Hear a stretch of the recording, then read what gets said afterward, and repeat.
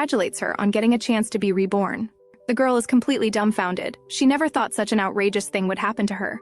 As for why she was chosen, it's even more exaggerated. It turns out the angel is a hardcore novel enthusiast. He's read every novel with the girl's brilliant comments. So when the deity created romantic fantasy, she was the first person he thought of. The girl doesn't feel fortunate about this. After all, many novel characters lead miserable lives. But refusing would result in her annihilation. So she proposes several conditions. Not only must she have a prestigious family background, with handsome father and brothers, but also unimaginable special abilities. The angel doesn't refuse. Instead, he smiles like a demon. The girl urgently tries to change her mind, but to no avail. Before being swallowed, she loudly questions, "What exactly is this special ability? If you trick me, you're dead." And the angel's final words were difficult to understand. "Don't worry, because you are my..." However, the life the girl wanted didn't materialize. Though she's supposedly the daughter of a prestigious duke, she became a lowly servant who couldn't eat or dress properly, even being mistreated and scolded by her uncle every day. "You should know your place, that's why your father abandoned you. Oh, by the way, it's not certain you're the duke's biological daughter." Just then, cousin Clyde suddenly appears. She seems very kind in asking for mercy for Lulu, but in reality she constantly humiliates her behind her back. That night her calves were beaten bloody. She was even punished by not being allowed dinner for a week. Later, the evil cousin Clyde rubbed salt in the wound. "People who don't work hard don't deserve to eat. You'd better be more serious about your work in the future." Lulu cursed that demon in her heart. She shed tears of sadness. She even had thoughts of ending it all. But she immediately convinced herself not to be so fragile. She must survive in this zero-rated world. Soon it was cousin Clyde's birthday party. This year she wore another custom-made luxurious dress. It said one dress could buy a mansion. Lulu hid in the darkness, secretly heartbroken. But Clyde deliberately dirtied her shoes. Thus Lulu once again became the servant who suffered humiliation. "What are you doing? Wasn't starving for a week enough? Do you want another beating?" The girl was humiliated beyond measure. She knelt down and used her sleeve to wipe Clyde's shoes. Large tears fell uncontrollably. At that moment, the long-missing Duke father suddenly appeared. He sternly questioned, "My daughter's hair doesn't seem to be golden." The uncle panicked, trying to cover up, saying Lulu was just a servant working in the house. But how could the Duke not recognize his own child? He deliberately asked, "This shabby girl couldn't be my daughter, could she?" Lulu's heart skipped a beat, her words almost pleading. "Even so, could you take me away? I'm only in this state because I couldn't wash properly. I'm good at washing clothes and cooking. I can work for my meals. I can also polish your shoes every day. I'll make them very shiny." As she spoke, tears kept falling. She shouted, "You are my father. Just like Duke Taranka is Clyde's father." She quickly clutched the Duke's trouser leg. "I want to go home. Father, please take me with you." Lulu was determined not to let go. Unexpectedly, she was lifted up by the Duke's hand and carried out. Just as they were about to leave, the Duke suddenly stopped. He used magical energy to tear Clyde's dress apart on the spot. "How dare you covet what doesn't belong to you? You're simply asking for death." Actually, Clyde's annual dresses were all bought by the Duke for his daughter, but the Marquis claimed them as his own. After returning, Lulu began to experience unprecedented happiness. In just 10 days, she recovered her health. But the Duke never came to see her once, with her years of novel reading experience. The Duke should be a good person who looks like a villain. This stock was bought correctly, to continue living here. She decided to work to pay for her meals first, because that's what she promised before coming. The maids watched their young mistress awkwardly. How could the Duke's little daughter be here to work? However, Lulu believed she had been abandoned. She felt she could never be the Duke's real daughter. "What are you doing here?" The Duke suddenly appeared. His aura made one's blood run cold. Lulu quickly explained that she was good at cleaning, so she would work for her meals. But the Duke directly picked her up. It looked as if he was going to throw her out. But unexpectedly, he brought Lulu to the dining table, then sternly commanded, "Eat quickly!" Lulu desperately stuffed food into her mouth. Even though her stomach was about to burst, she dared not say a word of refusal. After all, the Duke father's gaze could kill an elephant. Fortunately, a maid stepped forward to remind him. "Young Miss is different from the other young masters. Eating more will cause stomach pain." The Duke's face was serious. But he let maid Anna become his daughter's personal attendant. Lulu was overjoyed to hear this. It meant she could stay here. But on second thought, she believed the Duke was concerned about his reputation. If he drove his daughter out so quickly, he would be criticized. The Duke just stared at Lulu without saying a word. This made her very embarrassed. Fortunately, an adjutant came to report that the royal family had urgent matters to handle. This resolved the current predicament. After returning, Anna approached Lulu. "As you can see, His Grace has no intention of driving you away. So as the Duke's little daughter, you can rest assured and just enjoy." The other maids all agreed when they heard this. This confused Lulu. "Are you all worried about me?" "Of course we are. Then why won't you talk to me? I thought you all disliked me. The maids never expected their young mistress would think this way. You're different from the others in the Duke's family. You have no airs at all, and you're so kind. From then on, Lulu resolved the misunderstanding. For the first time, she felt kindness from others. However, that night, Lulu became worried again. Because her uncle had said she was a child her mother had with someone else. And her appearance didn't resemble the Duke at all, nor had she inherited magical energy. Once it was confirmed she was illegitimate, it wouldn't be as simple as being thrown out. To survive, she had to act like a real daughter. So he wouldn't have the heart to abandon her due to parental affection. She knew exactly what to do. The next day, she gathered her courage and stood at the office door. Originally, she planned to count to 10 before entering. Unexpectedly, the adjutant opened the door first. His Grace asks you to come in.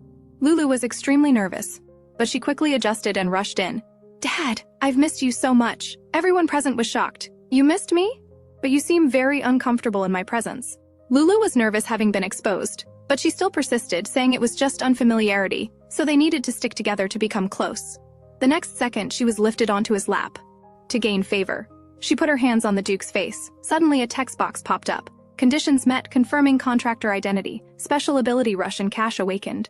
So this was the special ability the angel gave. The Duke showed no expression. He placed his daughter on his lap, continuously poking her cheeks. Lulu was surprised.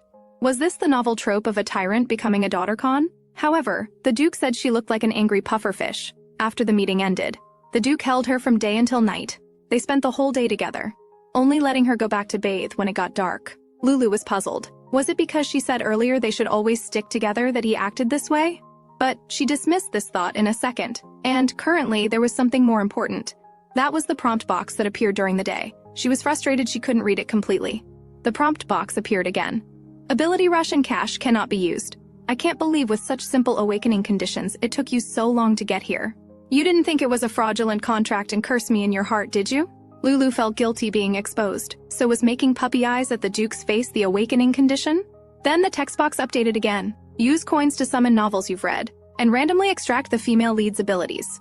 For Lulu, who had read countless novels, this was absolutely overpowered. Survival would definitely not be a problem. Even conquering the world would be possible. Suddenly, another message popped up. Your ability is not complete.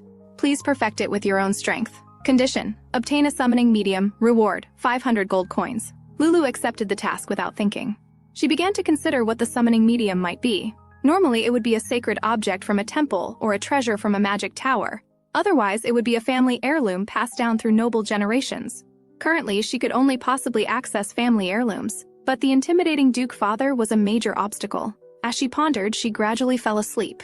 The next day, she was awakened by Anna. She smiled and greeted several maid sisters. Seeing the jewelry on the table, she couldn't help but exclaim, "They're really beautiful." Then her expression suddenly became downcast. These look too expensive. The maids all said these could be worn casually. She took the opportunity to ask if the Duke's mansion also had a place specifically for storing such items. There are many such rooms in the territory's Duke mansion. Would you like to see? Is that allowed? When I was at little AI's sister's house, I would get scolded just for going near those rooms. The maids felt very sorry for their young mistress. They hugged her tightly. Kind-hearted Lulu comforted them instead. It's okay, because now I have sisters like you who worry about me. Instantly, everyone surrounded her in a group hug. This made her heart feel warm. Anna mentioned that since it was the first visit, they should go see the Holy War Room in the Duke's mansion. The Taranka Marquis's treasury was nothing compared to that. However, at that moment, the adjutant suddenly appeared saying, "His Grace invites you to breakfast." This was Lulu's first meal with the Duke father. She felt a bit awkward. On second thought, she felt she shouldn't be like this, so she greeted him with a smile.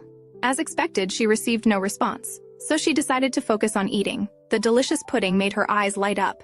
In just a moment, it was all in her stomach. She looked at the empty plate very disappointedly. The next second, the Duke pushed his pudding to her, then immediately pretended to be indifferent. Lulu wanted the Duke to try a bite, but she backed out. After all, in her previous life, she never had a father. She didn't know how to get along with one. After finishing the meal, the Duke stared at Lulu and said, "Why aren't you sticking to me?" Then he picked her up. Usually by the time Lulu wakes up, the Duke is no longer in the mansion. Today he specifically waited here. The Duke silently brought Lulu to the office, just quietly reviewing documents. This made Lulu very suspicious. Was the Duke really doing this because of what she said? After these days together, Lulu increasingly felt the Duke was a good person. But she quickly stopped her wild imagination. After all, finding the medium was most important now. What's wrong? I want to see beautiful things. Lucy nearby added, the young miss was planning to visit the Holy War Room today. Lulu feared being questioned by the Duke. Unexpectedly, the Duke directly abandoned the mountain of documents, personally taking Lulu there. The luxury of the Holy War Room was astonishing. Obviously, these were not ordinary treasures. Just then, an ancient book nearby emitted dazzling light. Lulu immediately realized. The medium mentioned in the task was probably this. "Dad, what is this? This is a sealed book. It is a treasure passed down from the first Duke." Lulu's eyes lit up as she coyly asked, "How amazing, can I touch it?" Her adorable manner seemed to have no effect. She thought about retreating tactically. An unexpected task popped up. Persuade the Duke to obtain the summoning medium. Reward 5,000 gold coin lottery ticket. To be safe, Lulu didn't want to accept, but refusing the task or failing would result in exiting life. And accepting the task would provide hints. This clearly left no choice. So she still gritted her teeth and accepted the task. She stared at the Duke with a determined expression, ready to receive the so-called hint. However, the next second, a heart appeared on the Duke's face. What could this mean? With her super sensitivity, she immediately understood what it meant. But this was really too embarrassing. "Your expression is strange, like a frog being choked." The Duke commented on her changing expressions with a direct remark. Lulu quickly calmed herself down. Now she just needed to persuade the Duke. "Dad, I'll be very careful. Really, can't you take it out and let me see? Please, please." The Duke's expression became even more solemn after hearing this. His grip also tightened. Lulu was puzzled. The next second, more hearts popped out, repeatedly saying, kiss him, at this point. Lulu gave up persuasion. She directly put her arms around the Duke's neck and kissed him. Not just the Duke. Everyone present was shocked. Lulu still didn't know what would happen next. The next second, the glass cabinets behind her all shattered. When she came to her senses, the ancient book was already in the Duke's hand. Lulu quickly reached for it, but the Duke waved the book around, as if teasing her, making Lulu somewhat frustrated. In reality, the Duke was just checking if the book was dangerous.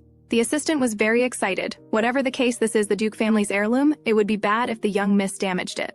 But unexpectedly, the Duke coldly turned his head and questioned, "Is this your possession?" The assistant immediately shut up. Lulu happily extended her hand in praise. "Dad is the best." This made the Duke secretly delighted. The surrounding hearts became even more numerous. Lulu immediately added another kiss. This made the daughter complex Duke clench his back teeth almost to breaking point, causing his expression to become even more serious. And the moment she touched the book, countless text boxes popped up. Successfully obtained summoning medium. 500 gold coins paid. 5,000 gold coin lottery ticket issued. Gained the assistant's admiration for you. Gained the butler's admiration for you. Family influence slightly increased. 500 gold coins paid. Obviously, rewards could be obtained based on people's reactions. The persuaded subject's satisfaction reached maximum. Reward about to be issued. The man's expression was very calm, showing no emotion at all. Lulu wanted to go back to her room to check the rewards she just received, but was naturally taken to the meeting room by the Duke. According to these days of secret monitoring of Duke Carenta, the magical stone mining business he developed has attracted many investors, all from big families.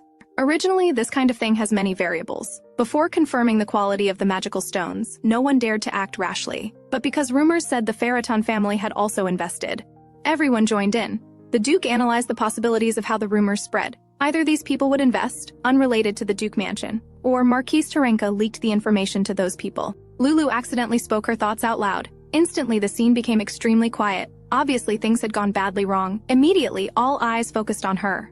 With no choice, she explained what happened. Uncle told a well-dressed uncle that father had invested, and showed that uncle evidence. It was a very beautiful card.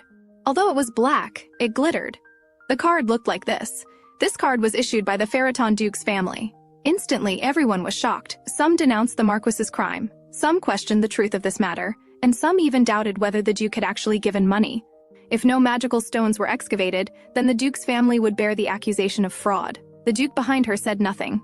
Lulu turned her head to find the Duke staring at her intently. "How did you hear those words?" Lulu thought she was being suspected. One misstep would be fatal. Trembling, she explained, "When Uncle was meeting the uncle, I was polishing Uncle's shoes."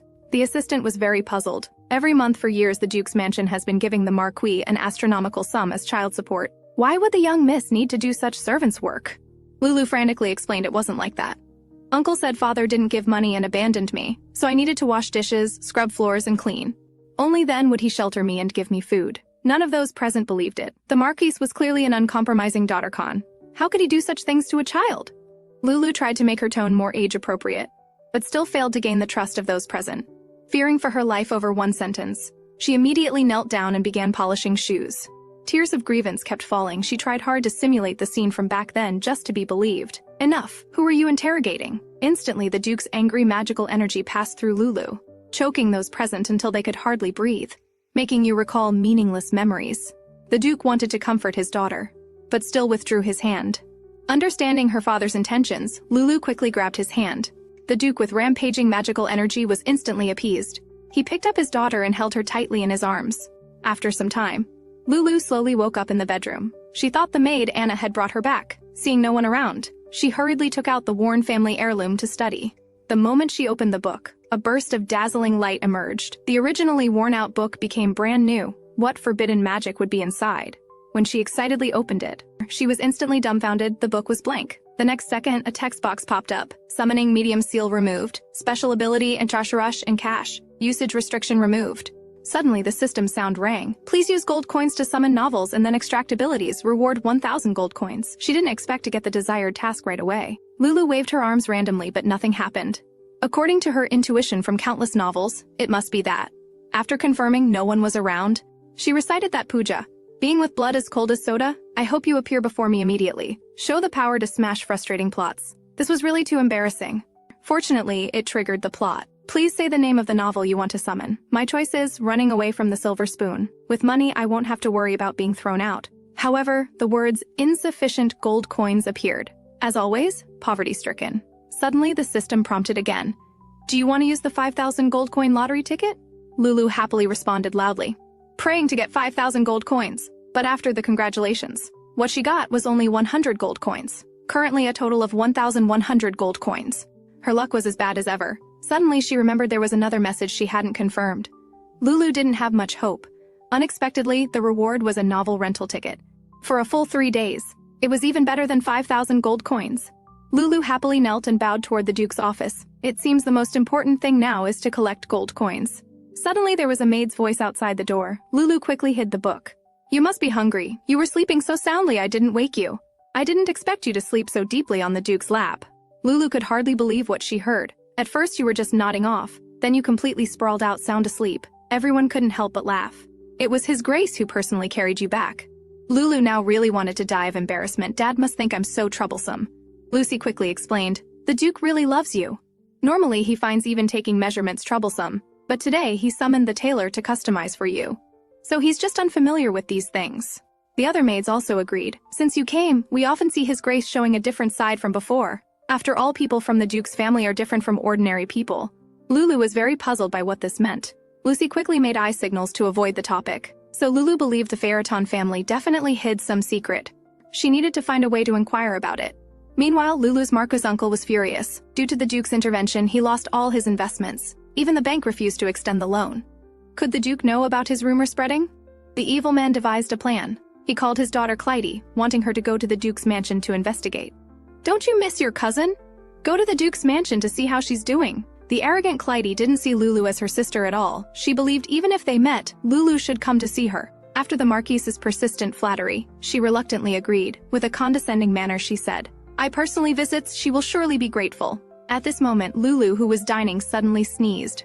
Lulu wanted to bribe the maids. She carefully drew a picture for them. Maid Anna praised her after seeing it, saying her pineapple drawing was great, but Lulu pouted and said she guessed wrong. This is a picture of me and Sister Anna holding hands. Anna was moved to tears after hearing this. I will treat it as a family treasure and enshrine it for generations. Though Lulu didn't understand, she was greatly impressed. She drew one for each sister. Some said they would take the drawing to their graves. Some said they would cover their rooms with it and look at it every night before sleep. And some saw the hearts on it and immediately took out a knife wanting to carve out their hearts for Lulu. Originally, very rational adults had become so crazy. Just then, Anna mentioned it was time for a walk. Today they were going to the glass greenhouse. Lulu couldn't wait to see it, but because she ran too fast, she fell. Suddenly the Duke appeared in front, asked her what she was doing. I fell down. Why? The Duke was very confused. Anna explained, children often fall. The Duke with hands in pockets relentlessly mocked, so weak. The hurting Lulu reached out her hand and coaxed, Dad, help me up. Father sighed and silently picked her up. Seeing his daughter's injured knee, his face instantly darkened. He strode toward the bedroom with her. Seeing the increasingly darkening wound, he decided to personally apply medicine for his daughter. The maids nearby all whispered, Can His Grace apply it well? Won't he make the young Mrs. injury worse? But what surprised everyone was that, Though the Duke's movements were stiff, they were very gentle, taking great care not to hurt his daughter. This also moved Lulu, warming her heart. Your Grace, the clothing store has sent people, and the meeting is about to begin. You should put the young miss down. The Duke's expression darkened. He silently carried Lulu out. The original courtiers waiting for the meeting could only follow behind. At this moment, in the third reception room, the clothing store staff were having a heated discussion. For consecutive years, they had made luxury gowns for this legendary little princess, each worth a fortune. They wondered what she looked like. Nearby, clothing designer Eula was even more nervous. The direct bloodline characteristics of the Duke's family are black hair, blood-red eyes, and a ferocious aura stronger than wild beasts. So she kept brainwashing herself. Even if she looked like a miniature version of the Duke, she couldn't look too disappointed. However, when she turned to look, she was instantly shocked. She even had a nosebleed. What was going on with this petite, adorable little girl? Until the Duke coldly told her to take measurements did she come to her senses. But the Duke was unwilling to put his daughter down. Eula had to directly measure the young miss in the Duke's arms. Eula began her designer's approach to dealing with the world. The young miss obediently lying in your arms like this, she must really like you. The Duke was delighted inwardly, but outwardly acted tsundere. She keeps sticking to me, it's troublesome. The Pharaton courtiers also seemed to receive a signal, and began to flatter. Our young miss indeed loves your Grace very much. Last time she even sat on your Grace's lap and slept so comfortably. Look at how the young miss hugs your Grace tightly. Isn't she adorable? My son doesn't even recognize me as his father. I'm so envious of your Grace. The Duke's lips slowly curled up. Then he quickly resumed that serious expression. A courtier nearby attacked again. Young miss, how much do you like his Grace? Everyone had a dad is the best, written on their faces. However, the next second, Lulu raised her fist, gesturing with her hand saying, this much. Everyone present instantly broke into a cold sweat. Some even thought about where they would be buried. But unexpectedly, Lulu changed tone. Take away this tiny bit, I like all of it. My love for Dad is like the entire universe minus just this tiny bit. The courtiers were all melted by cuteness, exclaiming this was an angel descending. But the Duke stared at her and said, I didn't hear clearly just now. Lulu knew what this meant, so she embarrassedly repeated it. Did you all hear what my daughter said? We heard, the young miss really loves your Grace. To be so deeply loved by your daughter, I wonder what your secret is. The Duke was secretly delighted. The next second he asked, why take away that tiny bit? Lulu hadn't thought about this question. She instinctively replied, because I want to stay with you forever and ever. So I'll definitely like you even more in the future. The Duke never expected he was so important in his daughter's heart. He turned his head away embarrassedly, unable to look at his daughter. But this made Lulu misunderstand. Nearby, Eula began comparing the clothes she brought, finding that the size was much smaller than before. She didn't know that the previous clothes had all been claimed by the Marquis for his daughter Clyde. But the style was still fine, however. The Duke refused to put his daughter down to try them on. He directly bought all the clothes. I want them all, just modify them according to her size. The designer exclaimed it was a windfall. Each piece was worth a fortune. But I have one condition, the cuffs should either fit perfectly or be made shorter. Lulu instantly recalled what happened 2 days ago. Understanding the Duke didn't want to remind her of the past. The painful memory of polishing shoes for others. She was immediately touched and rested against her father's chest. The next day, the Marquis's daughter Clyde came uninvited. When she saw the Duke's mansion, her eyes instantly lit up. The luxury was simply mesmerizing. But this was only the Duke mansion's annex. When the carriage stopped at the main building, Clyde was questioned by the butler. I didn't receive notice that Marquise Terenka's daughter was coming. Clyde disdainfully stated she was visiting her cousin. No permission needed. Then she strode in. The moment the door opened, the luxury inside amazed her. Then appeared the Duke's portrait. The handsome appearance made Clyde betray her loyalty. She even began fantasizing about being loved by the Duke as a daughter. It said the Pharaton Duke cannot feel sadness. Such people are often lonely. Uncle must also hope I can approach him, alleviate his loneliness. This is what that dirty, illegitimate daughter cannot achieve. Clyde excitedly thought this, as if she would possess everything the next second. But when she pushed open the door and saw Lulu, she was stunned. Was her hair color originally like this? Or she's completely changed? How did she do it? As she saw herself being ignored, Clyde gritted her teeth and said Lulu was more shameless than she had imagined. Lulu wasn't going to put up with it. You're even more shameless, coming without even greeting. Clyde's face turned red, but only for a second before she returned to that annoying expression. I came only because you said you missed me so much. But you treat me like this, isn't that too shameless? After all, you're not the Duke's daughter. Those few words devastated Lulu. While Clyde smiled triumphantly, according to my father. After your mother's affair, she gave birth to you, a dirty, illegitimate child. How can someone like you be so shameless? To remain in the Duke's mansion bearing the Pharaton name. Lulu was immersed in sadness when a sudden quest popped up. Quickly change this stifling plot completely. Success reward 2,000 gold coin lottery tickets. Failure penalty, temporary loss of rebirth abilities. Though it was an unfamiliar quest window, it felt somehow familiar. Her fighting spirit was instantly ignited. Hey, are you talking to me? Who else? There's no one here but you. Clyde was very angry. How dare someone like you ignore me? Lulu didn't care at all, calmly stating this is just the beginning. This made Clyde quite angry. Wearing pretty clothes and not knowing your place. My uncle only took you in out of pity. If you're this arrogant, you'll be thrown out. Seems my father's education hasn't had much effect on you. Lulu refused to back down, showing the attitude this identity deserved. Baroness Tarenka, how dare you call me the Pharaton lady presumptuous? You should address me as lady. Haven't you learned basic etiquette?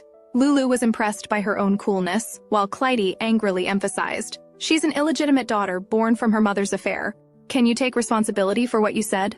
Of course, let's go ask then. With that, Lulu rang the bell, ready to verify with the butler who came. Unexpectedly, Clyde suddenly sat down with a scream and played the victim to the maid Ryan, who rushed over.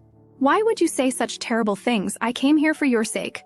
Ryan obviously still treated Lulu as the former lowly servant and launched into accusations. Lulu was instantly trapped in memories of past beatings. Fortunately, the Duke's mansion maids had her back. Ryan remained stubborn that Lulu was at fault first, then brought out a torn dress, saying it was a gift Clyde prepared for Lulu. Didn't you really want this dress? I'll overlook those rude things you said. Let's make up, after all, I'm the big sister. Lulu didn't know how to counter. Suddenly, the Duke's cold voice came from behind. So you're the one who stole my daughter's clothes, you talk too much. 1 hour earlier, the Duke was attending a meeting at the palace. His powerful presence made everyone sweat profusely.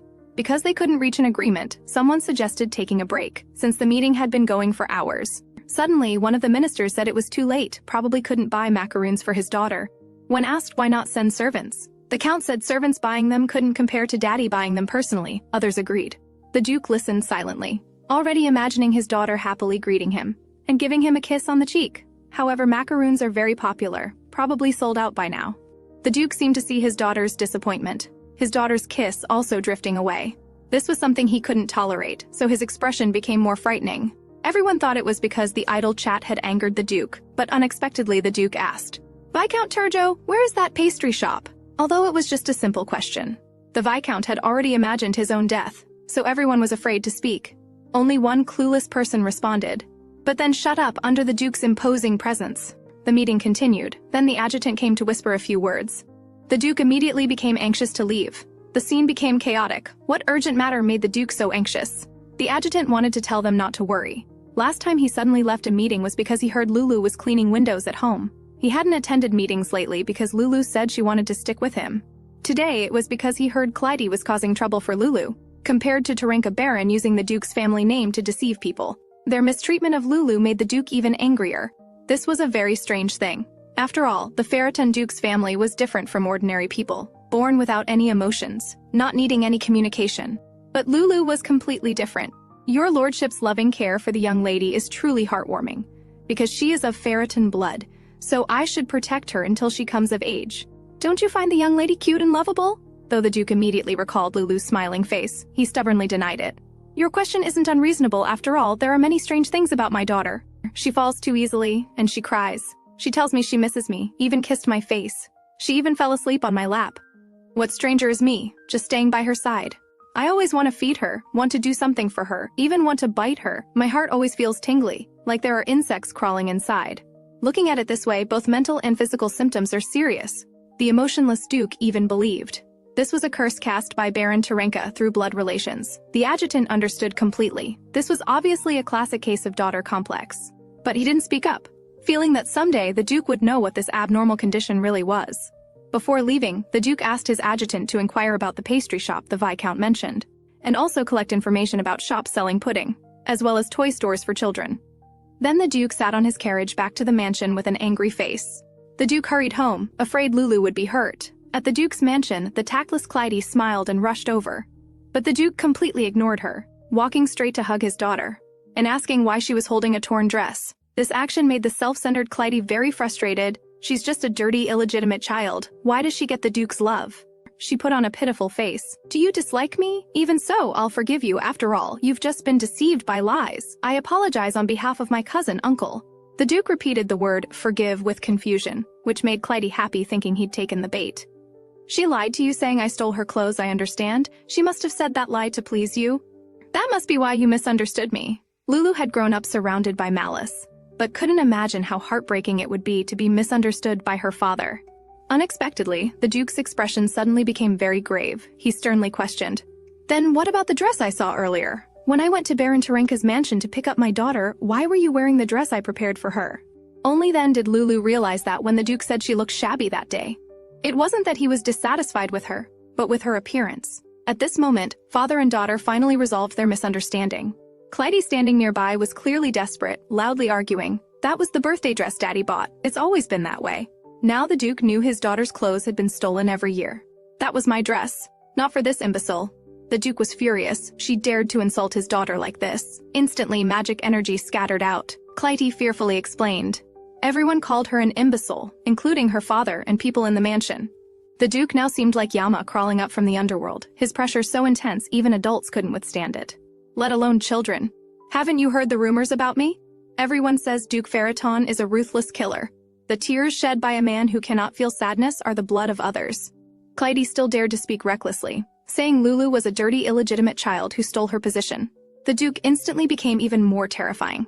His magical energy surge almost suffocated Clyde. At the last moment, the Duke barely restrained himself. "It's better to let you live, now get out." After calming down, Lulu sat on the Duke's lap drinking milk. She wasn't clear about what had just happened, just felt the surroundings suddenly darkened, yet she felt very soft and comfortable. By the time her vision cleared again, everything was over. Suddenly the guards came in and knelt down. The Duke sternly asked, "How should those who failed to watch over the house be punished?" Everyone unanimously requested death. "It was my negligence for not taking care of the young lady. I willingly accept death as punishment." Lulu was completely stunned. Would they really commit suicide over such a small matter? However, the Duke remained expressionless. The attendants also drew their swords and pointed them at their necks. Clearly they were serious. At this critical moment, Lulu stopped them. "No!" She said the two just had a small argument. Children grow up playing and fighting like this, so they shouldn't be punished. The Duke looked coldly at his adjutant for an answer. After receiving confirmation, he finally relaxed. Seeing his daughter's face covered in milk foam, the Duke teased that she had grown a beard, then naturally wiped it off and put it in his mouth. Everyone present was shocked beyond belief. The Duke would do such an abnormal thing. Instantly, their eyes looking at Lulu became sparkling. Countless text boxes popped up. "The vassals are deeply grateful for your kindness. The counselor expresses admiration for you. The butler, maids, and servants show respect for you, rewarding 5,000 gold coins." Lulu was overjoyed, not 5,000 lottery tickets, but actual 5,000 gold coins. Nearby, the counselor smilingly flattered. "The young lady seems very happy, probably because sitting on your lordship's lap is comfortable." Though the Duke was delighted, he stubbornly said he didn't understand why his daughter would be like this. Only Lulu knew they were overthinking. But she didn't want to spoil the mood. Afterwards, she collapsed exhausted on the bed. Suddenly, the system showed the task partially failed. Rebirth buff randomly disappeared. Lulu looked at the penalty puzzled. What buff did she originally have? Just then, the Duke knocked and entered. The penalty flat soda, suddenly activated. Lulu didn't feel anything wrong at first. But the next second she didn't feel right. "I'm hungry and sleepy and want to eat." She crawled around on the bed, then said loudly, "Mama." The Duke was still confused. Lulu thought there was none, feeling very upset. She loudly said, "Then give me Googie." She even patted the Duke's thigh at the end. After doing all this, she briefly regained her senses. So the penalty was losing the Rebirth Thinker's ability. Wouldn't that mean becoming a child? Lulu tried to remedy by massaging the Duke's leg, fearing for her life. Suddenly the Duke asked about the family heirloom. Lulu turned into a child again, blurting out that the book had become very beautiful and was put away properly. The next second, the Duke started glowing. Lulu reached for the heart above the Duke's head. "I praised it like this for being beautiful." "I praised you. You should say thank you." "I'll thank you too." Lulu peeked at the Duke beside her, wanting to see if he was happy after being praised. But the Duke smiled a little, asking about the book. "You said the book became very beautiful. I'm quite curious." At this moment, Lulu regained her senses. She was already sweating profusely. Now conscious, she decided to confess honestly, but stopped urgently before speaking. After all, that book was so precious. If it was known that it changed, the Duke would probably think she was a troublemaker. Everyone would also look down on her. But she still gathered courage to be an honest person. However, when she looked up, the Duke's face was darker than a pot bottom. So under the strong stimulus, Lulu switched back to being a child. She tremblingly lied that the book wasn't damaged, then burst into tears. "You're not my daddy. Scary daddy belongs to someone else. I didn't mean to make the book like that. You're scaring me and glaring at me. And my daddy is handsome and has diamond mines." My daddy loves me very much and wouldn't be so mean to me. The air instantly became quiet. Only Lulu's sobbing remained. Logically, the Duke would be disappointed by her irresponsibility and lying. But now he didn't want to blame his daughter, instead wanting to reach out to comfort her, but was rejected before touching her head. I hate you, you're not my daddy. The Duke instantly didn't know how to react. He quietly withdrew. Heinz, answer me honestly. Am I ugly? The butler was completely confused. What nonsense was the most handsome man in the empire talking about?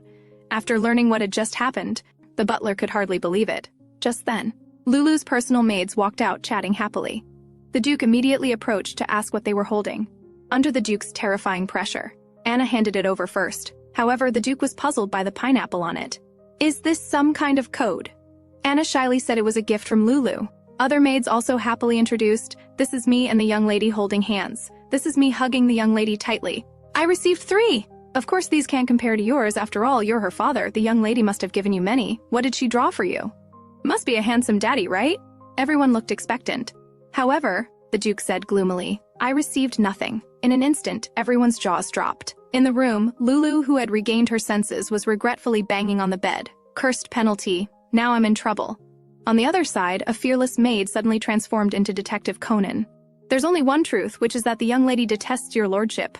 Others hurriedly covered her mouth, while Anna tried to salvage the situation, asking if Lulu said anything while crying. She said I'm not her father, and that she hates me. The maids were extremely excited. Perhaps when you comforted her, you didn't hug her. Did you smile gently and comfort her? The Duke was very confused. Why do such things? Anna was shocked by the Duke's ignorance. Go see the young lady again. Since you made her cry, you should personally comfort her. The Duke was very conflicted about this, but decided to go again. But do you know what Mama is? And Googie? Such words instantly triggered sharp screams from everyone, while Lulu, waiting alone in the room, was already very depressed. Being not a real daughter and saying such things was really deadly. Anna asked Lulu if she wanted something to eat, but Lulu had no interest in this matter. Anna pretended to sigh helplessly. It seems the young lady still prefers food from the Duke. Lulu hurriedly tried to stop her. The next second, the Duke walked in with food. With a tragic face, he said to his daughter, Let's eat some mama. Lulu was completely confused, but still ate everything. Did the taste suit your palate? The Duke's sudden politeness made Lulu confused and dazed. The Duke reminded again, Please answer my question. Lulu was even more confused. The Duke muttered with notes nearby. They said I should respect children. What's the problem? The Duke sighed, directly crumpling the paper. For the first time deciding to have a heart-to-heart with a child. Were you scared today? No one here can hurt you, neither Baron Terenka nor his daughter. Only then did Lulu realize that when the Duke entered her room earlier, he thought she was scared by Clytie. That's why he came to comfort her. Because she didn't know when she would turn into a child, Lulu decided to behave well. Actually, when I said I hate you earlier, it was a lie. Really? Do you have anything you want to tell me? Lulu really wanted to ask the Duke why he abandoned her in such a place, why he never appeared, but she still smiled to please him and said no. However, the Duke unexpectedly exposed her. But I abandoned you there for so many years. Lulu instinctively said the Duke must have had difficulties. You must have had difficulties, must have had your reasons. Since I'm already home now, it doesn't matter. I don't want you to think that way. No matter what difficulties, I shouldn't have abandoned you in such a place, so you can cry all you want. Hearing this, Lulu's emotions again overcame her rationality. Tears flowed uncontrollably. She pounded the Duke father's chest, continuously accusing. Why did you come so late? Why did you abandon me alone? Do you know how scared I was? Do you know how much I missed you? The Duke, seeing his daughter's heartbroken appearance, nearly ground his teeth to powder. He quickly pulled her into his arms. I was wrong, I'm sorry. These few short words made Lulu feel very warm. At this moment, the two were like a real father and daughter. And the Duke was a father who belonged only to her. On this day, the Duke was holding an emergency meeting. Outside, there was constant chirping noise. Everyone's hearts were in their throats. After all, the Duke would never tolerate such noise. When the sound became urgent, the Duke suddenly became serious. He threw down his pen and stood up without a word. He opened the window and jumped down into the courtyard. Everyone was confused, following with their eyes. The source of this sound was Lulu. Now her penalty was randomly taking effect. Daddy, come catch me! The lady looked as cute as a cotton ball. Everyone was extremely nervous, afraid the Duke would get angry at her. But unexpectedly, the Duke picked her up, even smiling and reminding her, You're going to fall and get an ouchie. Who could believe such words would come from the bloodthirsty Duke's mouth? Before the meeting begins, I have something important to say. Everyone must pay extra attention. With these words, everyone became extremely tense. But the Duke, while adjusting Lulu's shoes, said, If you hear this kind of sound, don't worry. But if you hear this kind of urgent sound, enter battle readiness immediately. If you don't want to know what will happen if something happens to my daughter, remember this clearly. Instantly, everyone was forced into high spirits, vowing to treat this sound as the horn of war, giving their all for the young lady. At this moment, Lulu was released from the penalty state, completely embarrassed. Now the vassals mentioned whether to let Lulu participate in the triumph ceremony. The Duke thought his daughter was too young, no need to let others see her so early. If so, I'll remove the young lady's name from the list. Hearing this, Lulu suddenly brightened, pulled the Duke's clothes and whispered, "Daddy, what's my name? And how old am I now?" Everyone was shocked, even the meeting was urgently interrupted. Back at the Baron's mansion, no one called her by name. The address was always illegitimate daughter, dirty garbage, imbecile. So she really wanted to know her name. Lulu thought she was in trouble, sitting alone in the room guessing wildly. No need to recall, suddenly the Duke's voice came through, though still with a stern face. By now she understood, father just wasn't good at expressing himself. Even though I don't know my name and age, I'm not pitiful at all because I have you now. The Duke smiled and poked his daughter's face in agreement. That's right, Luyadisha, your name is Luyadisha. Lulu's memory was awakened. As an infant, she vaguely heard this name. Please call me once more. All right, Luyadisha. And so time moved to the next morning. Lulu opened her eyes to see a drool mask. Duke father was staring straight at her. She was instantly scared and retreated hundreds of meters. She was very confused why father would sleep here. Suddenly, last night's memory came. It was her under penalty effect who cried and wouldn't let father leave, even saying she would hate father if he left. Instantly, she was completely embarrassed. The Duke fondly called her little crybaby, while carefully wiping away her tears, then took off his outer clothes wet with Lulu's drool. A hideous wound was exposed. Does it hurt? The Duke said it was fine, but covered his daughter's eyes with his hand, afraid she would be scared. But Lulu actively pulled his hand down, asking if this was a wound from the battlefield. The Duke denied it, and Lulu didn't ask further. She crawled over and blew on the scar. Injured places should be blown on so they won't hurt. This is a very old wound, it doesn't hurt anymore. But I couldn't blow on it for you then, any injury would hurt. Pain be gone. The Duke was touched by this. Those ill-intentioned looks were the same. Then when you first came to the mansion and got sick, I should have done the same for you. This was something Lulu didn't know. At that time, the Duke would check on her every night. Because he returned early from the front lines, the Emperor was very dissatisfied. So he had to go to the palace every day, only returning late at night. I never felt pain on the front lines, because I only thought about bringing you home quickly. These were things Lulu never understood. She always thought she was abandoned. The Duke regretfully touched his daughter's face, apologizing sincerely, and Lulu forgave him right away. But if I stayed in my own home, it would be much better even if you weren't there, right? However, the Duke had a reason for doing this. You're a special child because you were born without magic energy. Lulu thought she would be suspected of not being a biological daughter. But the Duke just said, without magic energy, she was no different from ordinary babies. If left at home, she would die prematurely from being unable to withstand the magic energy emitted by her brothers.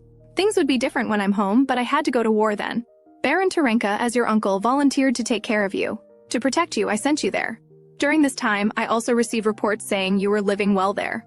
The Duke apologized to his daughter with self-reproach, but Lulu knew the Duke was only trying to protect her, who had no magic energy. And the real culprit behind all this was Baron Terenka. I want you to know, I never thought of abandoning you. Lulu finally asked the question that had troubled her for so long.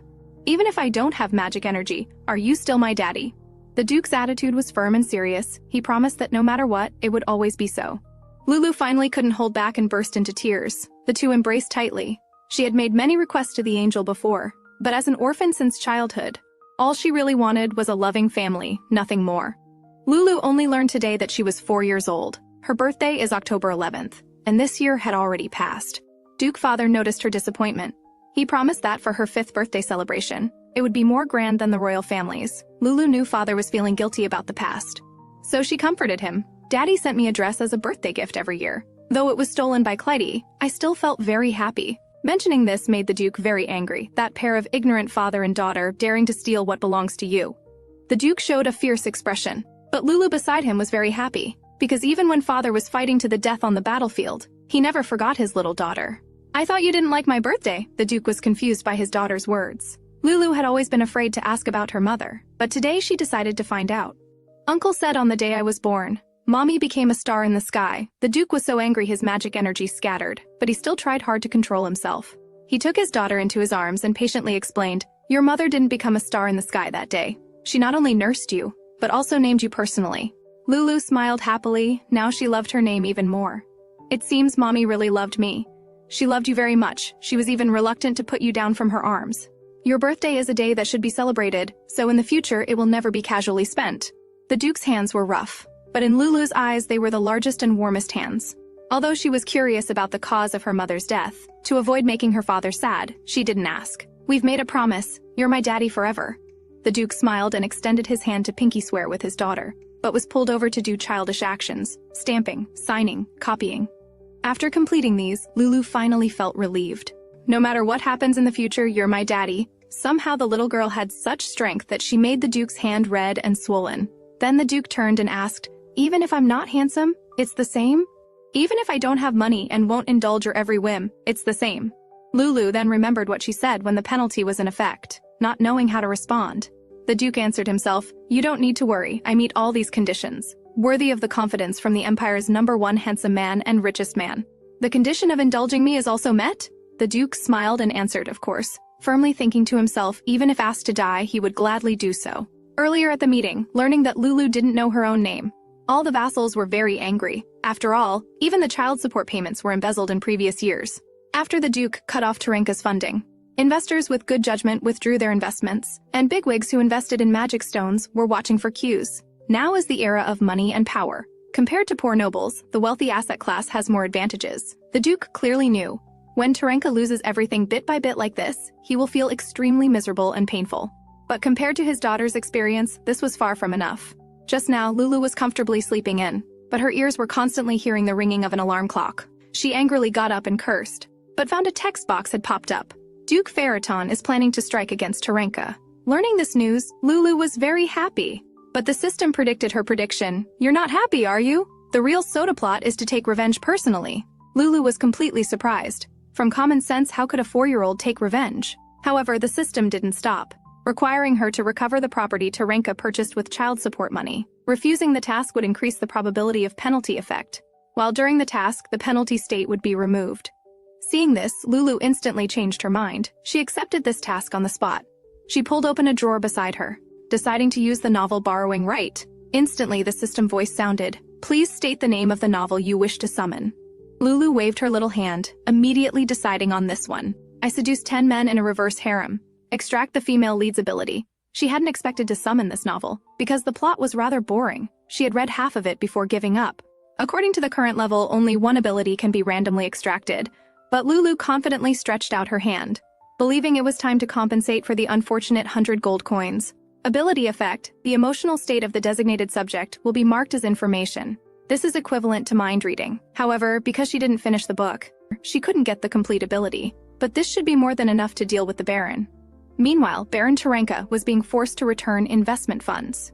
He calmly took out the child support check from back then, saying the Duke was deliberately spreading false news, just to drive away other investors, so he could monopolize the profits. Some people were skeptical. After all, such lies could easily be exposed. But in everyone's eyes, the Pharaton family was indeed infamous. Doing such things wasn't impossible. At this point, someone proposed to see the contract between the two, proving the Duke was indeed involved in the investment, but was cleverly talked around by the cunning Tarenka. However, everyone still said they needed time to consider. Just then, the butler announced a visitor. It was the Pharaton lady. Tarenka was delighted to learn that his niece, whom he had abused, had returned. He believed she must have fled back due to unbearable torture from Duke Pharaton. If he could coax her now, he could use her to swindle more money.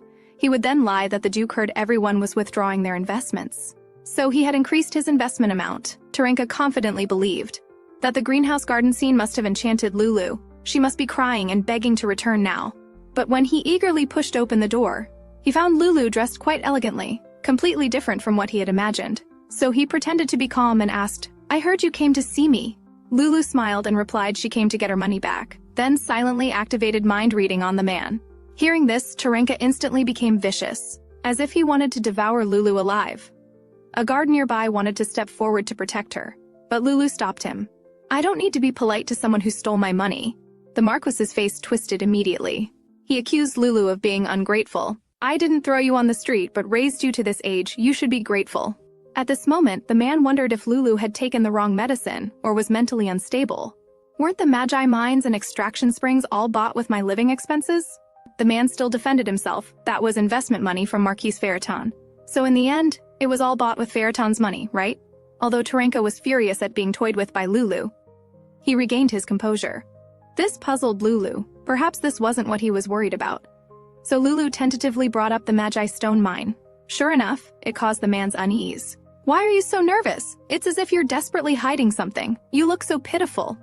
Clearly, the man's patience had reached its limit. His inner turmoil was severe. Just then, an attendant came over and whispered something. Terenka hurriedly left. Lulu's heart nearly shattered. How could she complete her mission now? Just as she was planning to steal documents. A guard nearby mentioned that nobles were here, apparently having made some decision while waiting for the marquis. Lulu instantly understood what was happening. Great, time for a public execution. In the reception room, several noble investors decided to cancel their withdrawal of investments. This delighted the marquis. However, the next moment Lulu's voice rang out. "I think you all should reconsider. Hello everyone, I am Luyadisha, daughter of Duke Pharaton, greeting you all." Terenka angrily told Lulu to get out but was stopped by others. "What did you mean when you just asked us to reconsider?" Lulu didn't rush to explain, instead first flattered them extensively. This undoubtedly pleased everyone. Then she raised her question. "My uncle said my father invested in the Magi stone mine. Why would he say such a thing?" It turned out Pharaton's investment was the guarantee of Magi in the stones. Everyone believed families with Magi could sense magic, equivalent to 100% victory. But my father denied it. Terenka hurriedly produced a check to prove the investment's authenticity. But Lulu asked the key information: if the mine was full of mana and would make huge profits once mined, why would uncle still accept investments from others? Terenka tried to muddle through by claiming mining required substantial funds, but Lulu didn't let him succeed. Wasn't stealing my father's money enough for mining? Suddenly, everyone was amused by Lulu's cuteness. They believed applying for mining rights and actual mining required enormous funds, hence the fundraising. However, Lulu confidently put her hands on her hips and giggled. "I know, but my father can afford all the expenses. Why would he only invest such a small amount with uncle? Of course he should invest himself and profit alone. Why would uncle gather so many people to earn just a little money?" People present began to waver. Lulu suddenly produced a checkbook from somewhere. Terenka immediately rushed forward to grab it, but a count nearby got it first, clearly over the past year. What Pharaton gave was already completely sufficient. Lulu reminded everyone at this point. This spring and summer, Uncle's mansion had particularly many guests. Now everyone knew. Terenka had secretly mined the mountain. Discovered there was no Magi. To cover losses, he solicited investments, planning to blame the Pharaton family later. Thus the mystery was solved. Lulu happily stretched out her hand toward him. "Uncle, will you return my money? The money you stole from my father." Just like that, Lulu not only reclaimed ownership and mining rights of the mountain, but also secured the holiday resort villa and horse ranch. Mission successfully completed, earned 3,000 gold coin lottery tickets. 3 nobles admiringly praised your actions today. Your influence in the family rose dramatically. Lulu was rejoicing in the notification, when the next second the punishment status took effect again. Just then, the 3 nobles appeared. Lulu introduced herself with a smile. "My name is Luyadisha, named by my mother herself. I'm already 4 years old." Everyone was amazed. Her words and actions didn't resemble a 4-year-old at all. Now there's still one mystery unsolved. Why did Duke Pharaton give money to Marquise Terenka? Lulu happily raised her hand, saying she knew. Then she whispered in the Count's ear, "Because Daddy loves me very much. In this world, I love Daddy the most too." Her adorable demeanor instantly captured the hearts of the elderly nobles. Everyone was having a wonderful time. Until a retainer reminded Lulu that the Duke would worry if she returned too late. Only then did Lulu wave goodbye. After Lulu left, Marquis Sorode felt quite confused. He seemed to have seen Lulu at Terenka's mansion before, but he didn't dwell on it. After all, the two were worlds apart. However, the Count nearby seemed to imply something. Children's recovery abilities are amazing. As if possessing infinite possibilities, I look forward to seeing how she grows up. Soon the carriage arrived at the Duke's mansion. The retainer was moved to tears about Lulu. "You truly are of Pharaton blood. With such outstanding eloquence, you could convince people even without Magi." Lulu hurriedly wiped away her tears, only to be caught by the daughter-doting Duke. "You get along so well with my daughter, just like a loving family." The retainer nearly lost her soul. While Lulu, under punishment status, was puzzled. Lulu rubbed the retainer's hand. "Is this better? I'm a good child who keeps promises." This further angered the Duke. What promise? How curious. Then he dragged away the frightened retainer. Just then the butler with several maids came to welcome her, all checking if she was all right. Lulu smiled genuinely. Now she too had a family. The Duke, feared by all, thought his daughter was a dangerous being. Though without Magi, she could control others' bodies. Just like now, he very much wanted to stroke his daughter's soft hair. The aide nearby noticed the Duke's serious expression and hurriedly asked what happened. I find it strange. My little daughter seems able to control others. Since she's the only one in the family without magi, I don't know what ability this is. The Duke very seriously described his controlled reactions. The aide immediately recognized these symptoms as daughter complex. But being very perceptive, he didn't expose this, instead agreeing, indeed very serious. Suddenly, the Duke very solemnly asked Lulu, "Are you sure you understand what I said?" Lulu confidently answered, "Yes." Just one smile made the Duke's heart pound against the wall. The wall it broke even formed a heart shape, truly powerful destructive force. So let me confirm this extremely important question. What should you do if someone pats your head? Stop it. What if someone pokes your cheek? I don't like it. What if someone invites you for snacks? They are dirty. What if someone kisses your cheek? Naughty, naughty. What if someone wants to hug you? You're a kidnapper. The aide was speechless at his master's behavior. The Duke was confirmed to have severe daughter complex. However, just then, the Duke suddenly wanted to pat his daughter, but was triple rejected by Lulu. Stop it, I don't like it, kidnapper. The Duke didn't expect to be indiscriminately attacked. He trembled painfully but still reached out. The next second, Lulu dealt him another fatal blow, slapping his hand away. That's dirty! Naughty, naughty! The Duke seemed to take critical damage. Lulu didn't notice her father's abnormality, even eagerly asking if she did well. So this is what it feels like to have nails pierce the heart. That night, the Duke led a group of guards, storming into Marquise Terenka's mansion on a killing spree. Terenka foolishly told him to leave immediately or he'd report to the Emperor. But how could the enraged Duke be deterred, seeing his head about to fall? Terenka suddenly shouted, "Brother-in-law, why are you doing this? I admit abusing the Pharaoh young lady was my fault, but she's not your biological child. She was born from my sister's affair with another man." As soon as he finished, the Marquis's mansion was turned upside down. The Duke instantly unleashed his magi, demanding, "What did you say about my daughter?" Then the Duke immediately gave his brother-in-law a slash. Surprisingly, he didn't die, just as Terenka was rejoicing. The Duke took away the ring seal representing Terenka's family head status. "The former Marquise Terenka asked me to tell you, someone like you isn't worthy of the Marquise title, not even the Terenka surname, more painful than killing him." The Duke wanted him to carry this pain for the rest of his life. The next day, news that Terenka was stripped of his title and demoted to commoner reached Lulu's ears. Originally, Terenka was only a temporary acting family head, unable to access many assets and secrets. To gain recognition, he recklessly started businesses, but was found to be involved in fraud. Stripped of everything, now even his wife was filing for divorce. Lulu asked about Clyde. Apparently the Marchioness wanted to take her daughter, but Clyde refused, crying and making a scene. She thought that would demote her from Marquis family to Viscount. "That girl is in the Duke's family. While I'd go to a Viscount family, I refuse. I want to find the former Marquis." After explaining the situation, Nancy was called away to pack luggage. By the looks of it, they seemed ready to move the entire mansion. A week later, after the Duke attended the victory ceremony, they would leave the imperial capital for the Pharaoh dukedom. Lulu never imagined her father would be the romantic fancy novel's Northern Grand Duke. Though extremely cold, yet very gentle to his daughter, it was simply wonderful. Just then, a message popped up. Updating ability value information window. Distributing extra reward lucky potion. Related mission has arrived. Hope you continue working hard to make money. Lulu didn't want to bother. Being already so wealthy, why work? However, when she saw the mission, she was shocked. Not only was there no failure punishment, but a reward of 10,000 gold coins. How could she miss such a good opportunity?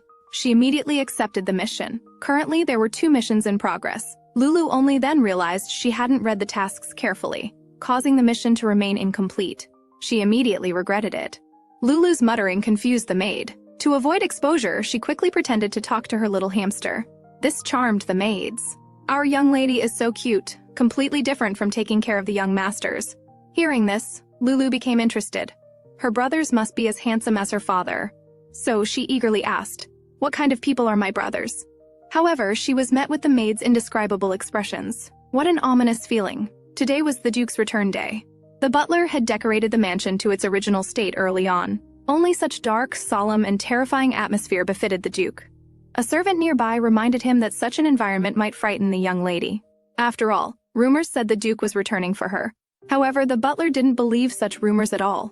Welcoming the Lord's return couldn't be taken lightly. Meanwhile, Lulu was in the returning carriage. Wearing a fluffy white bear outfit, she was sweating profusely. The Duke was puzzled. Why not take it off if you're so hot?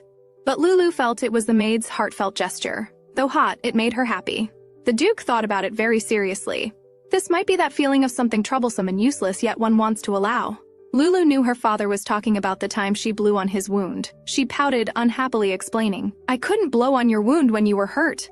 Now, though it's late, I wanted to do something to make up for it, but you call it troublesome."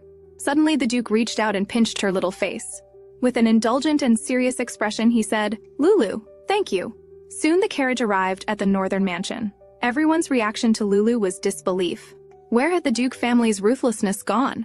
Suddenly, Lulu sneezed due to the cold weather. The Duke immediately asked with a dark face if she was cold.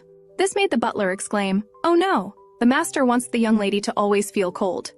However, Lulu's personal maid shouted, "Emergency!" The young lady sneezed, "Quickly bring the cute young lady inside." The northern servants thought they had gone mad. Was this collective suicide? Even more shocking. The Duke directly picked up Lulu and walked inside. Lulu reflexively said, "Kidnapper!" The Duke helplessly said, "Stay still." Lulu obediently responded, "Okay." When the Duke carried Lulu through the door, he told her, "When someone grabs you, you can't stay still." Hearing this, the servants were shocked, jaws dropping to the ground. Just then, two brothers appeared on the stairs. Their beautiful faces made Lulu instantly switch sides. She directly gave this world a 10 out of 10, to leave a good impression. She introduced herself with a beaming smile, thinking the third brother, Ixion, would be a doting brother. Unexpectedly, the boy instantly changed his face, mocking, "So you're that fragile girl? Now that we've met, I'll take my leave." Lulu was petrified, but the third brother turned back to warn, "Being too weak makes it easy to die." Lulu was speechless with fear. The second brother, Aries, however, approached with concern. "The capital is much warmer than here. You must be very cold. My sister can't be frozen." Lulu instantly regarded the second brother as her light, even inwardly thanking that demon. The cold weather in the northern mansion was hard to bear, but it was also a good time for hot springs, something she couldn't even dream of in her previous life. After warming up and changing into comfortable clothes, it was perfect. Time to win over her brothers. Lulu happily greeted both. Second brother Aries also smiled and beckoned her over. The girl happily trotted over on her short legs, then lightly jumped onto the seat. However, third brother Ixion looked very unhappy. What's the point of arranging such occasions to get closer after saying hello? Hearing this, Lulu was displeased. Fortunately, Aries shifted the focus. "I was shocked when I first saw you. I never expected to have such an adorable sister. Let's get along well from now on." From this moment, Lulu regarded her second brother as an angel. The two chatted happily and got along well, but Aries looked very disdainful. "Did you eat something wrong? What's good about such a fragile girl? She's adorable. Seems your eyes have a problem." Lulu was now even more convinced her second brother was an angel. If she had such a disrespectful younger brother, she'd definitely beat him up. That said, the third brother's looks were truly exceptional, making Lulu unconsciously smile stupidly at him. "What's with that expression? It's really annoying." Lulu explained, "Being attracted to beautiful things is uncontrollable. It's human nature." The second brother instantly became dejected. "So you prefer Ixion's type?" Now Lulu panicked. How could the angel show such a sad expression? So she hurriedly explained loudly, "Brother Aries is the most handsome. Much more handsome than third brother." Now the collaterally damaged Ixion was unhappy. His magi was about to erupt, but the system jumped out again. "Teach this ignorant person a lesson. Let your authority resound." Lulu thought having bad relations with some family members wouldn't matter, but the system wouldn't let her have her way. Refusing the mission would exit life. If so, she had to win him over no matter what. The next second, Ixion's magi flew toward Lulu, but at the last second was caught by Aries' hand. The boy changed from his usual self, saying seriously, "Don't bully our sister so excessively." Unexpectedly, Ixion became more excited. He found dealing with Aries more interesting. Lulu inwardly rejoiced that the angel hadn't been provoked. But the next second, Aries was going to teach his brother about respecting elders. As their magi shook teacups, their expressions also became very excited. When the city gate catches fire, the fish in the pond suffer. Her newly started romantic life couldn't end like this, so she gritted her teeth, stomped her foot, as if making some determination. "I'm sorry, this is all because Lulu is too cute. Don't fight over Lulu." With this, both men instantly cooled down. They just stared at the girl woodenly. "You both like Lulu. So Lulu will appropriately restrain her cuteness in the future." The atmosphere broke. Both instantly lost their temper, thus ending this crisis. Lulu knew that although she had somehow resolved the recent predicament, it couldn't be left at that. After all, it concerned her life and death. But having read countless romantic fantasy novels, she was confident in resolving this. Unfortunately, she couldn't summon the heroine's abilities. Otherwise, winning over Ixion would be a matter of minutes. Currently, she could only use the remaining mind-reading and romantic knowledge. Countless novel heroines, I will definitely follow your teachings. From the next day, Lulu kept following Ixion everywhere. This infuriated the boy. "Why do you keep following me, wearing such noisy shoes?" Lulu pretended to be very shy, saying she wanted to play with him. "And these shoes were what Daddy told me to wear." Now the third son, who absolutely obeyed his father's orders, had nothing to say. But he turned and said, "Aries isn't here. No one can protect you. You said you want to play with me. Why not try if your fragile body can withstand my magi?" Lulu used mind reading to know. The boy was feeling great, very much looking forward to her reaction. However, Lulu wasn't afraid and even happily said Ixion was playing with her. This made the boy very irritated. But Lulu pretended not to understand. "I know you want to play hide and seek with me. Now it's your turn to catch me." Then Lulu ran backwards. She confidently believed Ixion was still too naive to trick her. However, the next second, she slipped and was about to fall down the stairs. She comforted herself that at such times brothers would save her. But Ixion stood motionless. At the critical moment, a hand suddenly caught her. It was the third brother who suddenly appeared to save her. Lulu was happy, thinking she had won him over. But looking up, she found Ixion's extremely disgusted expression. Ixion didn't know why he saved her, feeling very upset now. Lulu forced herself to ask Ixion if he found her annoying. Sure enough, she got an affirmative answer. "However," Lulu said coyly, "but I want to get along well with you." This left the boy, who usually disliked closeness with people, at a loss. Just then, the Duke suddenly appeared. Lulu trotted over on her short legs, jumping into Daddy's arms. "Have you finished your business?" "Not yet." "Then you can't eat with me?" The Duke indulgently poked his daughter's cheek, saying softly, "There's still time to eat Mama with Lulu." Ixion could hardly believe it. Such scenes were impossible to get used to no matter how many times he saw them. Suddenly the Duke asked if both had been together, also asking if Lulu had been bullied. Now Ixion panicked. He had indeed scared her with magi several times. Better, to be honest. But just as he was about to speak, Lulu preemptively denied it. "Ixion has been playing with me all along. It's been so much fun." Now the boy was confused. He didn't know why she would say that, but felt something unusual. However, now the old father asked with a hurt expression, "More fun than being with Daddy?" Both looked helpless. Only the Duke eagerly awaited the answer. From that day on, Ixion disappeared without a trace. The mansion was too large. Lulu couldn't find him anywhere. Her mind-reading ability was also completely used up. This made her shout in frustration, "It's driving me crazy. This scene happened to be seen by Aries. Though your sighing looks cute too. Just thinking about my sister having troubles makes my heart ache. So can you tell me what's bothering you?"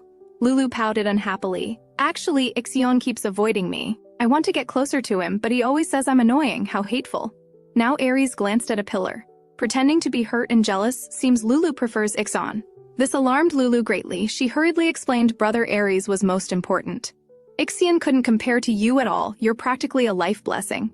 Lulu wanted to say more. Aries suddenly kissed her cheek, even smiling and saying it was his honor.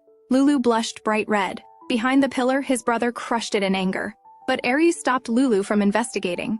Before leaving, he showed a triumphant smile and a complex expression. After returning, Lulu learned from the maids that Ixion originally disliked appearing in crowded places. Being able to see him before proved he wasn't deliberately avoiding her. Now, not being able to find him meant he truly didn't want to see her lately. Lulu was thunderstruck. Could those actions have backfired? She tried to consider from Ixion's perspective. Perhaps she was disliked for not having magi. So Lulu inquired about magi from several sisters. What exactly is magi? According to her understanding, magi is a power, inherited through generations only by the Pharaton family.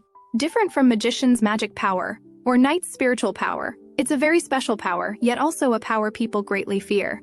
Having read countless romantic novels, Lulu immediately sensed, perhaps magi is demonic power. This frightened the maids terribly. A maid hurriedly explained, though such rumors exist, since magi is an overwhelming power. Just one glance is enough to instill fear. However, Lulu didn't think so, because she had seen magi several times. Before, she didn't think black was beautiful, but later found it breathtaking. Magi is the night. It's the night that lets people close their eyes to rest, warmer than anything else.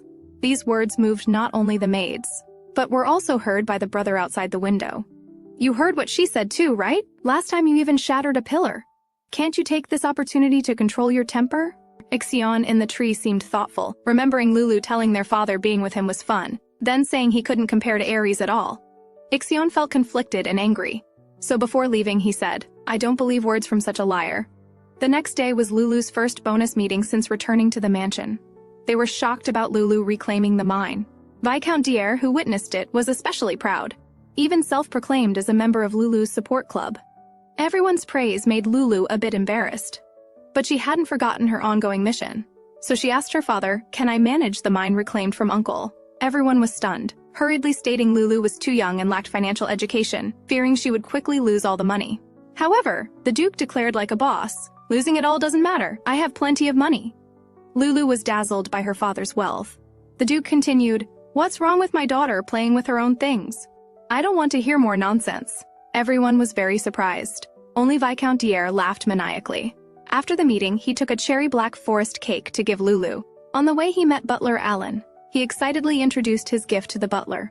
Curious about Lulu's reaction today. Would she be happy or show a "you're here again" expression? Just thinking about it was exciting. Meanwhile, Ixion was venting at the training ground. Lately, because of Lulu, he had become very violent. Even his teacher noticed his strangeness. Is it because of the young lady? Just mentioning her made Ixion's expression instantly cold and terrifying, making even the teacher tremble. Ixion believed people would naturally fear Magi. This had always been his experience. But Lulu said Magi was the night, a warm night that lets people close their eyes and rest. Absolute nonsense. Just a carefully crafted lie to attach to the strong. He firmly believed in his inference, but his heart was very concerned, searching everywhere for Lulu. Perhaps she couldn't be found now, because she was with her beloved Aries. The annoying footsteps heard every day were gone. Ixion suddenly became anxious, until he saw one of Lulu's shoes in the courtyard. He immediately understood Lulu had been kidnapped. Indeed, this is the fate of the weak. Fragile people only end up like this. This was the idea he had held for many years, but a voice kept ringing in his heart. Find her, I must find her. Ixion nearly turned the entire mansion upside down, finally finding several figures at the forest edge of the mansion. Ixion was furious at this moment. In just an instant, two people turned into pools of blood, leaving only trembling, blood-soaked Lulu. Seeing his sister's terrified face, Ixion's eyes immediately reddened. Sure enough, saying she wasn't afraid was all fake. He convinced that her previous understanding and liking were pretense. But just then, a pair of blood-covered small hands suddenly appeared, grabbing Ixion's clothes. Lulu thanked him with tears and smiles. His expression became more grim, believing Lulu was full of lies even in this situation. A killing intent arose in his heart. Aren't you very scared? Lulu instinctively paused. This further confirmed his belief that Lulu was a liar, but the girl who just pretended to be strong suddenly burst into tears. Yes, I was really scared just now, you bad guy. Why did you come so late? Why? Lulu hit Ixion again and again. The boy was stunned. What was happening? She seemed to rely on him, as if him coming to save her was a matter of course. Ixion unconsciously crouched down. Lulu immediately broke down emotionally, hugging her brother and crying loudly. Hot breath suddenly came, making Ixion feel if she cried more she would melt like cotton candy. So he held Lulu tightly. This incident quickly spread throughout the mansion, shocking everyone, while igniting the Duke's fury. Though everyone was guarding their posts, such a thing still happened. Aries also came forward to accuse, daring to threaten my sister. How will you bear this guilt? The retainers knew they couldn't escape blame, immediately investigating. The kidnappers were members of the Dark Guild, seemingly commissioned by someone. But now they were all dead. Finding the mastermind would take more time. Just then, Lulu suddenly appeared, asking why they didn't ask her. However, the Duke didn't want his daughter to recall unpleasant things. But Lulu said she was a Pharaton member and should contribute, and I know who the culprit is. It turned out Lulu received a new mission, so she rushed over. Someone had me go to Ixion's training ground. That person was Viscount Dier. At first, everyone thought it was unbelievable. Then they began to have doubts. The Viscount himself anxiously explained how much he loved the young lady and how he could never do such a thing. However, Lulu coldly said, "Stop playing the emotional card, uncle. The truth can be easily verified." Then Lulu asked the adjutant. In the afternoon, Ixion was indeed at the training ground, but he only stayed for less than 10 minutes before leaving. This meant that by the time Lulu finished her dessert, Ixion had already left. If Lulu had stayed in the main castle as usual, she would certainly have met him. But at Viscount Dier's recommendation, Lulu went to the terrace in the East Garden, which meant unless Ixion deliberately took a detour, the two couldn't possibly meet. In other words, that place was the perfect spot for abduction. The Viscount was left speechless. He could only repeatedly emphasize his loyalty. But at this moment, Lulu said something that surprised everyone. "I know, now tell me, who exactly tried to kidnap me?" Everyone, including the Viscount, was completely baffled. And Lulu continued, "Uncle, think carefully, you must know who the culprit is." Dier suddenly remembered that before he went to find Lulu, he had met a man, who told him the East Garden Terrace had been enchanted with warming magic. There were also Lulu's favorite flowers there, making it the perfect place to enjoy afternoon tea. That person was the butler Arlen. Hearing this, the Duke angrily ordered the butler to be brought in. Meanwhile, Aries smiled and praised Lulu for her cleverness, as if he had known the culprit's identity all along. Just then, the butler was dragged in. He was still trying to defend himself, saying he merely recommended a location for afternoon tea.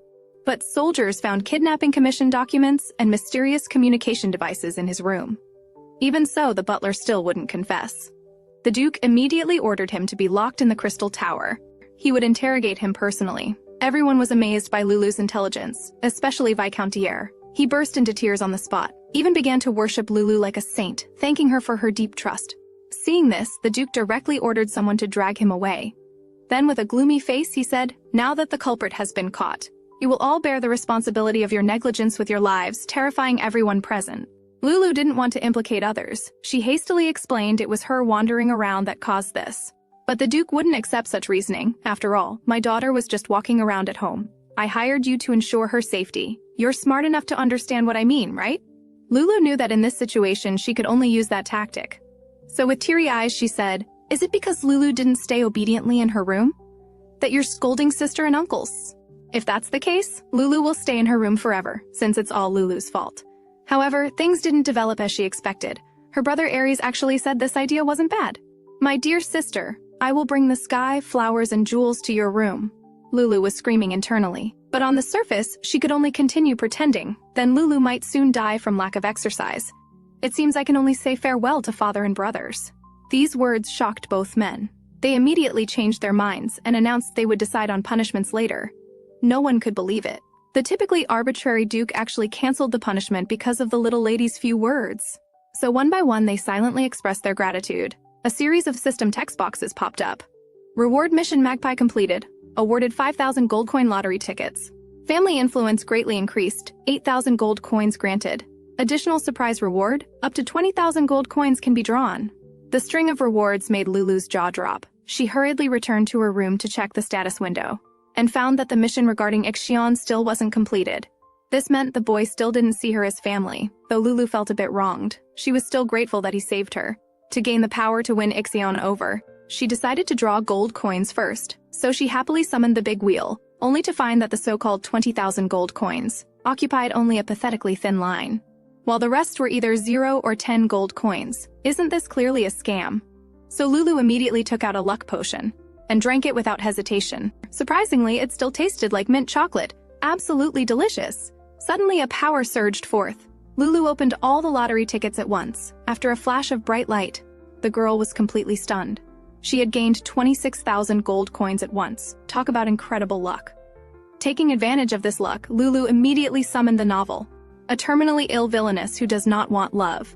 If she could obtain the heroine's ability, she would be able to confirm Ixion's affection level. Meanwhile, Ixion, lying in bed, weakly spoke. "What? Are you going to kill me now?"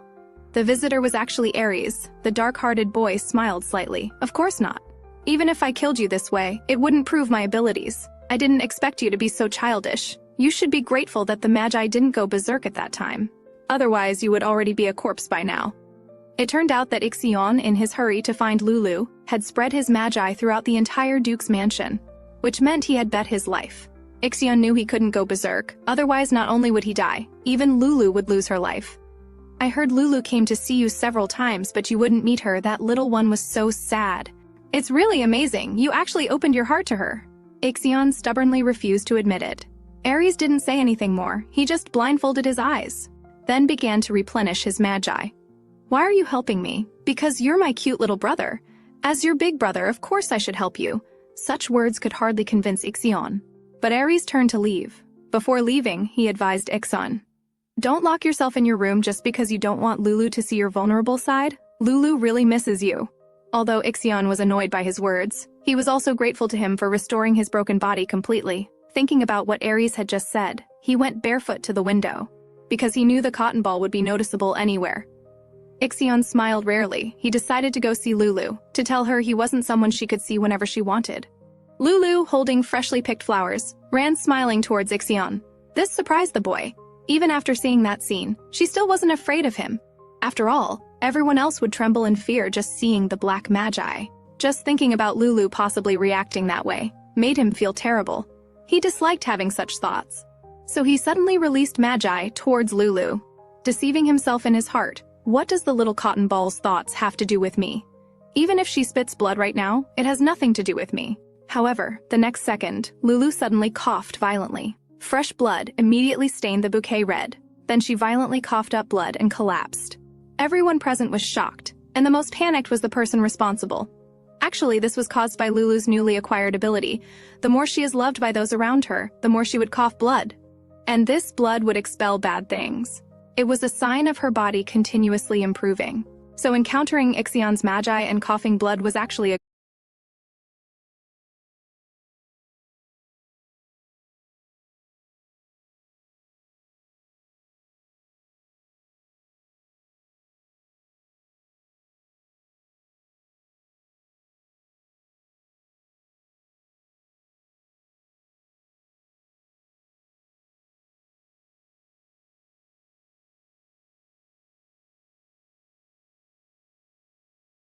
good thing. It was evidence that she was loved. However, Ixion, not knowing the truth, was completely panicked. Lulu in his arms struggled to tell him she was fine, but before she could finish, she fell asleep, looking as peaceful as if she had died. This terrified Ixion. He kept shaking her tiny body, begging her not to die. After the incident, the Duke came to his daughter's side. He immediately called for a doctor to diagnose. The results showed Lulu was very healthy. The blood coughing was just to expel impurities.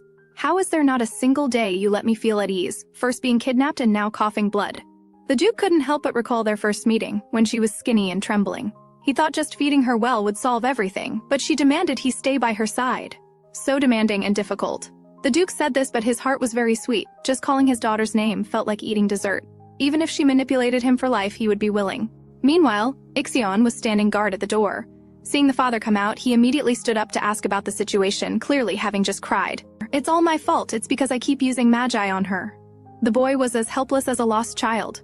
This was the first time he had shown such an expression. Do you remember why we sent Lulu elsewhere before? I remember it was to protect her from being harmed by magi. That's right, but unlike then, now I am in this city, magi won't be able to harm her in the slightest. Despite these words, Ixion still felt very guilty. He had already accepted her in his heart. Yet he deliberately enveloped her with magi again and again, just to test if her words were true or false. Because he was afraid of being hurt, he ended up hurting the young Lulu. I'm so despicable. The Duke saw his son's inner struggle, so he let him go in to take care of Lulu. Ixion was first delighted, then self-doubting. He was afraid of causing Lulu secondary harm. What an arrogant boy. Even if you use more magi, you couldn't hurt her. Hearing these words, Ixion finally smiled. After preparing himself mentally, he opened the door. But when he saw the little cotton ball on the bed, he realized how important his sister was to him. He gave the unconscious girl a self-criticism. I was wrong, I'll never bully you again. Please wake up, I want to get along well with you too. Just then, system prompts kept sounding. Lulu didn't pay attention, just thought it was noisy. But when it mentioned internal fat reduction, the beauty-loving girl immediately became alert. And when she opened her eyes, she saw Ixion by the bed with panda eyes, exhausted. Seeing the wet towel beside him, Lulu asked, "Have you been taking care of me?" The boy disdainfully explained, "It's because you're too weak." Lulu shyly hid under the blanket, previously thinking Ixion was a bad guy. But actually, he was just a tough-talking but soft-hearted child. I've been alone for a very long time, so I really crave companionship. Because companionship and support can give me a happy and warm heart. So Ixion, I need you. Are you willing to be my brother? The boy was somewhat startled. Having experienced loss, he was no longer stubborn. You're a weakling, so I will protect you well from now on, because I am your brother. As their hands touched, the mission completion prompt sounded, granting 3,000 gold coins. Lulu was very excited. Ixion had finally acknowledged her as a family member. Looking at Ixion's dark circles about to fall to the ground, Lulu invited him to sleep together. Ixion immediately bristled. Why should I sleep with you? Brothers are supposed to put their sisters to sleep. This was Ixion's first time being a brother. He immediately believed it. He obediently lay down, following Lulu's instructions. Ixion, pat my head. Ixion hesitated, then complied. Lulu began to push her luck. Now do a front flip, then a back flip, and clap your hands 3 times in the air. Obviously, Ixion didn't fall for it. Good night then, Ixion. The siblings fell asleep facing each other with smiles. Suddenly, the sleeping Lulu arrived at a strange place. That self-proclaimed angel boy appeared again. Lulu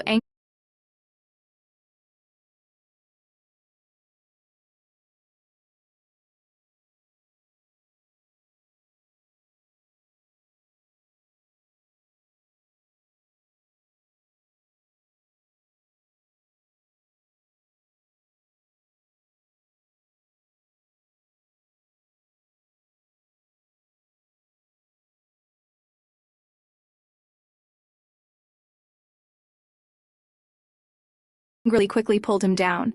You came at the right time, you big liar. You made me suffer so much. The boy looked wronged. Didn't I keep my promise? Let you be born into a noble family, have handsome brothers and father, and even gave you my ability. Lulu was stunned for just a second, then immediately saw through his scheme. The angel hurriedly escaped, saying she only gives a perfect score when seeing handsome faces, otherwise it's 0. Lulu disdainfully refuted, handsome is just a bonus. If you have objections, then be more handsome. The angel grumbled unhappily. When I find my main body, you will definitely. Before he could finish, the dream began to collapse. Oh no, I haven't even started to say the important things and there's no time left. I believe you can do it, Lulu had no time to react before being jolted awake. The bed was covered with flowers. What's going on? She thought she was still dreaming. Just then a maid came in, saying these were all from Brother Ixion. The girl was touched for only a second, then suspected more strongly she was dreaming. After all, Ixion would hardly do such a thing. The maid speculated, these flowers are from the young master to accompany you. If we hadn't come in, he would definitely have waited until you woke up before leaving. Looking at the flowers in her hand, Lulu felt warm inside. Meanwhile, in a certain building in the Duke's mansion, a group of people were holding a secret meeting. They marveled at the tremendous changes in the Duke's mansion, and the Duke himself, especially the Duke, who would even say words like mama, and most importantly, extremely doted on the little Duchess. Some speculated perhaps it was because at just 4 years old, she could secure property from the Taranka Marquise family, and without having received inheritance education. It said someone has already applied to assist her. That person is likely Viscount Dier. Although he seems mentally unstable, he is undeniably a genius. They thought the Duchess had no magi by birth and wouldn't threaten the inheritance situation, but now it seems uncertain. To reduce variables, it seems necessary to eliminate potential threats in the cradle. Surprisingly, the one presiding over this meeting was Aries. Meanwhile, the unsuspecting Lulu was busy upgrading her abilities. The available abilities increased to 2.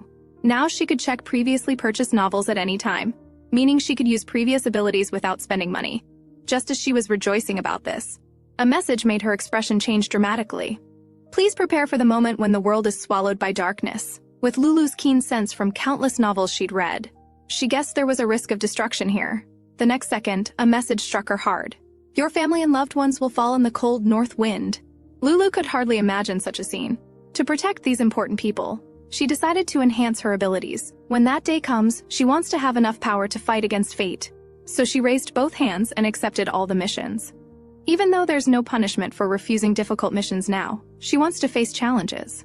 Suddenly a new mission popped up. It was all simple interactions. Lulu felt somewhat moved. She decided next time she sees the demon, she'll reluctantly pat him lightly. Soon, the Duke's mansion's major regular meeting was held. The Duke appeared holding young Lulu. People immediately buzzed with discussion but dared say nothing. Only one retainer presumptuous jumped out, stating Lulu had no position, so had no qualification to attend. Hearing this, the Duke became angry on the spot. He stared coldly at the man, saying, "Your mouth has a stench. Do you even brush your teeth?" With these words, the retainer was petrified. Brush teeth? Did the Duke really say that? Nearby, Ixion laughed until he shook. He also chimed in. Viscount Winchern, you should have brushed your teeth better. The man was embarrassed, red-faced, while others whispered. Normally, young Master Ixion wouldn't attend the reading meeting. Today, he unexpectedly came. It seems internal changes are happening in the Duke's family. Soon the meeting officially began. The Duke announced plans to establish an assistance team for his daughter. This was opposed by others. After all, Lulu was still young and had no magi, just an ordinary child. As a fan club member, Dier couldn't accept this. How could they call the young lady ordinary when she's so excellent? Lulu found it strange. Why were the elders silent? Logically, they should be the first to oppose. Perhaps this was a test to see if she qualified for her own assistance team. And this test must be to catch the traitor in the Duke's mansion. After all, if there was no insider in the Duke's mansion, the butler couldn't have so easily implemented the kidnapping, and the Duke's mansion couldn't have had no supervision over the support fees. So there must be Taranka's insiders here. It seems she needs to complete this silent test to have her own team. Lulu very confidently guessed things were this way. Father must believe that even without any explanation. I can discover this test. It's the first time someone has placed such high hopes on me, so Lulu happily kissed her father's face. Also completing a mission. The Duke smiled with satisfaction, leaving only the retainers shocked. Soon the meeting ended. Lulu decided to first do quickly completable missions. That was being recognized as a family member by brother Aries. She happily caught up, inviting her brother for afternoon tea. But Aries' expression as he turned his head made her freeze in place. The next second, Aries switched to an angelic smile, so quickly that Lulu thought she had imagined it. Aries affectionately touched her nose tip, saying, "Having afternoon tea with my sister is most important." Lulu thought she must have seen wrong, and smiled happily. However, unexpectedly, Ixion came uninvited. Originally, Lulu was afraid they would fight, so she hadn't called Ixion. Now things might get messy. But having two handsome men together was a super blessing. "My sister looks very happy, like bread, but sweeter and softer than bread." The cheesy words were too much for Ixion, while Lulu was immersed in this happiness. "Aries, I hope you don't change your current personality when you grow up." Ixion couldn't help but mock, then he would become a monster. The two children started bickering. Then Aries asked Lulu, "Why are you interested in the Magi stone mining business?" Though smiling, his face revealed carefully hidden killing intent. "You know those Magi stones are all empty, why do this?" Lulu couldn't directly say it was to complete system tasks, so she smiled and explained, "Precisely because they're empty, I thought maybe we could turn waste into treasure. If successful, it could become a money tree."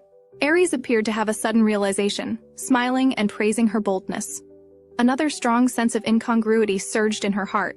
Aries had always smiled so gently, from their first meeting, including now he was taking care of her. Why did she have this feeling? She carefully asked. "Aries, you are my family, my brother, right?" The boy smiled very gently, saying these were all natural things. However, the mission completion prompt still didn't appear. What was going on? Aries continued to affirm, "Why do you suddenly ask this, my dear sister?" Ixion beside finally couldn't watch anymore. He stood up, exposing him. "Your acting is getting better and better. Why not take off your disgusting mask now? You actually knew someone had infiltrated the mansion that day, right?" Aries looked very surprised, then smiled, saying, "When did you become so smart?" Suddenly the system showed the Revenge Magpie mission completed. This meant Aries was related to the kidnapping incident. It turned out Aries would always spread magi around the Duke's mansion. It was impossible not to sense an intruder. Lulu looked at Ixion standing in front of her with emotion. The system suddenly prompted, "You are no longer alone now." So Ixion was really protecting her. But she still wanted clarity. "So Aries, you knew I would be kidnapped." Exposed, Aries stopped pretending. A marker with -666 affection suddenly appeared above his head. "I was planning to play the good brother game a while longer, is that ruined now?" Lulu was broken seeing the -666. She didn't care if her identity would be exposed. Continuously voicing the author's thoughts. "How could you do this? I gave you my body and heart and raised you painstakingly." Both looked completely confused. Lulu continued outputting, "What does -666 mean? Am I a demon? Do you hate me that much? Aries, you being the downfall of a country with your beauty? Wicked Aries." Aries laughed. Thanks?" Lulu angrily said, "I'm not complimenting you, I'm cursing you." Ixion couldn't listen anymore. He quickly reminded his foolish sister these words weren't actually insults. Lulu reluctantly asked, "So you've hated me from the beginning?" After getting an affirmative answer, she continued, "What did I do wrong? Is it because I was born without magi? Or do you think I'm not father's biological daughter?" Saying this, Lulu was about to cry, but Aries countered, "What are you saying? It's precisely because you are of Pharaton blood that I hate you. Because siblings are competitors, in the end only one person can become the family head." Lulu couldn't process this for a moment, so Aries hated her precisely because he acknowledged her as a family member. Not like others thinking she was a flawed product without magi, but treating her as a competitor on the same starting line. She quickly rushed forward asking, "What if I say I have no interest in the family head position? Would you put away your hostility and accept me?" Exposed, Aries was momentarily annoyed. But Lulu's next words made him freeze. "If I said that you'd be unhappy, right? A competitor actively giving up would upset you, right? Do you know why? Because you've already started to like me. So prepare yourself, because I will accept this competition." Lulu planned to leave coolly like this. However, the next second she activated her ability and coughed blood, collapsing. Ixion was terrified. Just before fainting, Lulu seemed to see Aries' affection level constantly changing. The anxious Ixion angrily blamed Aries. Normally, Aries would definitely laugh and say something cold. But today he not only remained silent, but showed an expression never seen before. After who knows how long, Lulu finally woke from her dream. Opening her eyes, she saw Aries by the bed. The affection level above his head had risen slightly. She sat up with a whoosh. Aries quickly asked, "You're coughing blood and still getting up, what for?" Then immediately pushed her back down. "Aries, are you angry? What are you going to do? I'm going to find the traitor who abused me together, and make him pay the price he deserves." This was similar to Aries, so he proposed a temporary alliance. Lulu's cheeky expression made her embarrassed, and the affection level was also rapidly fluctuating up and down, giving a sense of forcing himself to dislike Lulu. However, it finally returned to the annoying -666. Lulu's frequent blood coughing and fainting enraged the girl-doting maniac. He was about to kill all the doctors in the Duke's mansion, even though the doctors said the young lady was fine, actually expelling impurities from her body. He still wouldn't believe it. Lulu helplessly rolled up her sleeve, starting to show her slightly bulging biceps. "Look, my hands and feet were ice cold before I fainted, but now they've become very warm." The Duke immediately held his daughter's hand to confirm indeed it was as she said. Who would have thought coughing blood was detoxifying? "Don't make me worry too much." Seeing her father's haggard appearance, Lulu began to tell cheesy pickup lines. "Dad, do you know what I'm most thirsty for right now?" Hearing this, the father immediately wanted to buy it for his precious daughter. But surprisingly, Lulu said, "I'm thirsty to cherish you." Everyone was stunned. But the next second, there was a commotion. The Duke took out a thick book, which even needed Magi to open. Lulu thought this must be a family secret scroll, but unexpectedly, it was Lulu's growth diary, recording words Lulu had said to him. Finally, the storm passed safely. Although Lulu was a bit embarrassed, she saved the doctor's credibility. And through today's mission, Lulu received an extra reward, Hermes Birdie. She was so excited she almost screamed.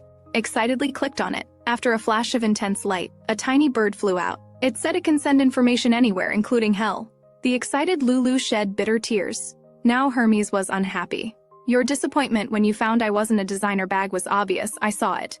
I haven't even acknowledged you as my master yet." Lulu didn't say much, just pushed the cookie in front of her forward. The little bird excitedly shouted, "You think I can be bought with something like this?" But it was just being stubborn. After just one taste, it happily accepted. It also praised Lulu as a good person. And Lulu brought up the current mission window. Finding only one mission could be done now. That was to get Aries to acknowledge her as a family member. But when she recalled what her brother said, siblings are competitors. After all, only one can become the family head. She suddenly felt strange. From their first meeting, brother had viewed her as a competitor for the family head position. This meant her identity as a family member was recognized. So why wasn't the mission completing? The only possibility was that in Aries' heart, he just saw her as an object that must be eliminated. In his planned future, she didn't exist at all. Thinking of this, Lulu couldn't help but feel a pang. Hermes discovered her sadness and quickly comforted her. "After we meet 3 more times, I'll allow you to call me by my nickname Tweet." Lulu realized there were no family members in Aries' world. This was a sad thing. Just then Ixion came. Lulu quickly ran to him, asking if having family was a good thing. "It is, right? It's good, right?" Ixion's ears immediately turned red. He embarrassedly turned his head away. After being touched, he still jumped around proudly. Suddenly, he asked very puzzledly, "I heard you thirsty for something. What exactly is it?" Everyone is discussing it heatedly, but no matter how I ask, they won't tell me. Lulu immediately became embarrassed with cold sweat. She didn't want to mention such an embarrassing thing. But when Ixion showed a sad expression because of this, she softened. "Embarrassing is embarrassing. Today I'll go all out." So she demonstrated what cheesy pickup lines were. Ixion was struck by love on the spot. Damn, this is too cute. Great, another one has gone crazy." At this moment, Aries recalled his last conversation with Lulu. His heart suddenly became very conflicted. Could it be, as the little one said, that he had already started to slowly like her? Thinking and thinking, he had already arrived at Lulu's room. Lulu happily greeted her. After Aries sat down, she immediately raised the question. "So who is the traitor colluding with Terenka?" "It seems you're very sure I've found out who it is. Why is that?" Lulu instinctively said from her heart, "Because you're very smart." Aries clearly hadn't expected this kind of reason. The affection value above his head began spinning rapidly. Seeing her brother secretly enjoying the over 200-point increase in favorability, Lulu was happy inside but didn't startle he. She even asked her brother for the work log. Aries clearly knew the reason, but still darkly made her explain, so Lulu wouldn't expose him either. The duchy provides a large stipend every quarter, so they must also receive reports on its proper use. Sure enough, Aries had already thought of this, but after checking the details found no discrepancies in the report. It seems the traitors weren't among these staff members. Then I want the list of auditors from the past 3 years. They must have investigated Terenka's estate, right? After receiving an affirmative answer, Lulu's eyes immediately welled up with tears. She once thought she had been abandoned. Every day she prayed that someone from the duchy would appear. They didn't need to take her back, she just wanted to know she hadn't been abandoned. So they really had sent auditors, but were deceived by these people. Aries immediately frowned. Did that bastard tell you those nonsensical lies about being abandoned? No one can abandon you, only I can. At this moment, Aries' favorability score dropped to -444. Lulu was instantly captivated by this domineering CEO declaration. 444 definitely means you love me to death, right? Seems like you really like me. Although Lulu's words left the boy confused, her bright smile still made his ears turn red. By now, Lulu had guessed that Terenka had bribed the auditors, and he had a good excuse. That she wasn't the Duke's biological daughter, but born from the Duchess's affair. Even if she were legitimate, the Duke would never like a flawed product without magic. Aries finally understood why Lulu had asked such questions before. So he said nothing more and directly handed over the list of auditors, the same people for 3 consecutive years, so even their superiors might be moles. Sure enough, the task completion text box popped up. But Lulu didn't want to startle the prey, as she still needed to find their backer. To catch the big fish, she needed bait. Suddenly, Aries smiled and asked, "Why don't you suspect me? I might be pretending to help, trying to clear my name." However, Lulu answered with great certainty, "That's not your style." Aries clearly hadn't expected this. He smiled helplessly. "You really are unpredictable." The girl confidently replied, "After all, my charm is like an onion, endless layers to peel." Speaking of which, my sister, I heard you thirsty for something called cherishing you. Oh no, this joke just won't go away. Aries smiled like an angel. So which one do you want to cherish? That seductive smile made Lulu inwardly scream, "You wicked fox who brings the downfall of a country WETA to your beauty." Lulu completed the mission and gained a special ability from the novel. She can automatically collect others' income tax, that is, track funds. Although not as convenient as the Emperor's eye, it's still quite useful. However, to use it, she must be face-to-face. The person behind it is probably an elder, so she can meet them at the next meeting at the earliest. Lulu asked Aries when she could meet important family members. The New Year's banquet is coming soon. That will be a good opportunity. Are you looking forward to it? Of course. The banquet hall must be beautifully decorated by then. Everyone will dress up elegantly, greeting each other gracefully. What else are you looking forward to, my sister? I'm looking forward to seeing the silent power struggle among the guests' grand gestures. I tease another type of battlefield. Harsh world in which they use their tongues as swords and attack each other. This ice, the politics of high society.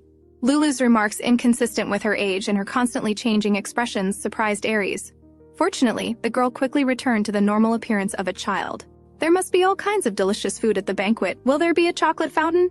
Aries lovingly stroked her face. He said although there weren't any before, if his sister wanted one, he would have it arranged. Lulu happily hugged him, but was met with Aries' cold and serious expression. The girl was already used to it though, she asked. Will all the retainers attend? Aries replied, the attendance will be higher than for the reading meeting, even retired elders will come. Lulu was extremely happy. Now she could check their illegal income one by one. Aries was very confused. Just because you meet them doesn't mean you'll know who the traitor's backer is. Why do you want to meet them? Lulu knew she couldn't hide it anymore. So she half-truthfully explained, actually I can read minds. Aries naturally found this absurd. But Lulu was serious. A child's eyes are eyes that can see the truth. They can see all evil things. Hearing this, Aries became interested. He suddenly brought his head closer. Do you see me as a good person or an evil person? Lulu's heart suddenly raced. You're a bad person, harmful to my heart, making it beat non-stop. We really are siblings. We're similar in this way. So Aries meant that Lulu had the same effect on him. But Lulu didn't realize this. Soon it was the day of the New Year's banquet. Lulu was dressed very cutely. This was her first New Year since returning to her family's embrace and learning her name and age. What would happen today? On the day of the New Year's banquet, Aries and Ixion fought over their sister on the spot. The two engaged in a war of words, neither giving ground. The Duke told them to stop arguing. Suddenly, all three men looked to one side, entranced. It was Lulu, dressed adorably, coming down. Ixion almost lost control, letting his magic spread. But Lulu quickly stopped him. If you damage the wall again, I'll hate you. Hearing this, Ixion immediately behaved. Meanwhile, Aries seized the initiative, offering Lulu a hand kiss. My sister looks so cute today. May I escort you to the banquet? The two brothers started tearing into each other again over this question. Ixion said, I'm your protector today, right, Cotton Ball? The Duke, seeing this, simply picked up his daughter. What a pointless struggle. My daughter likes me the most, of course. This was truly a battle between a daughter-obsessed father and sister-complex brothers. Lulu happily checked Aries' favorability towards her. Not only was it not maxed out, it was actually negative 160. This was really too much. Aries saw her expression and said, "But sister has something important to do with me today. This is a secret that belongs to just the two of us, right?"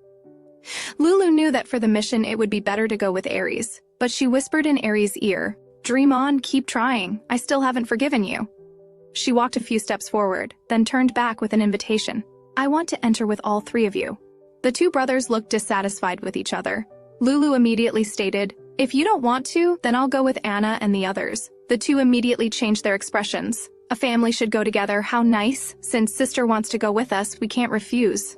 The family of four set off towards the banquet hall. Afterwards, Aries quietly observed everyone's movements from the side. The Duke and the elders went to the inner room to discuss matters. Ixion stayed by Lulu's side to protect her, until he couldn't stand the social interaction and left, and the important retainers should soon come out from the inner room. Which means the traitor's backer will soon surface. Aries and Lulu exchanged glances across the space. They needed to be careful before finding evidence.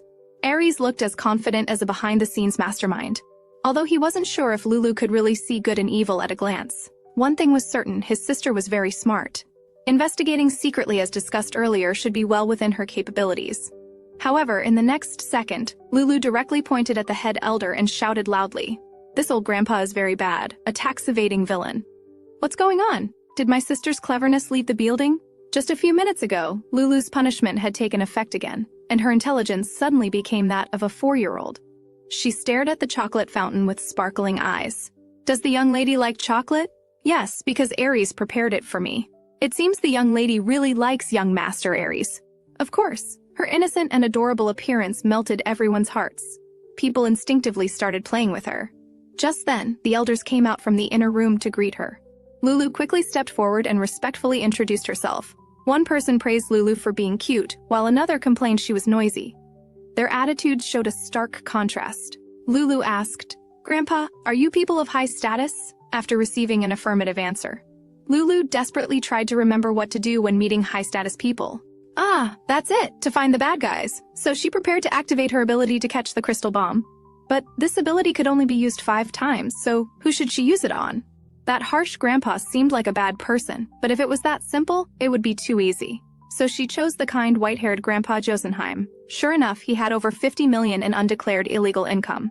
The system started frantically prompting. Seeing Lulu seemed not to understand. It switched to a simple conclusion. That is, this guy is a bad guy.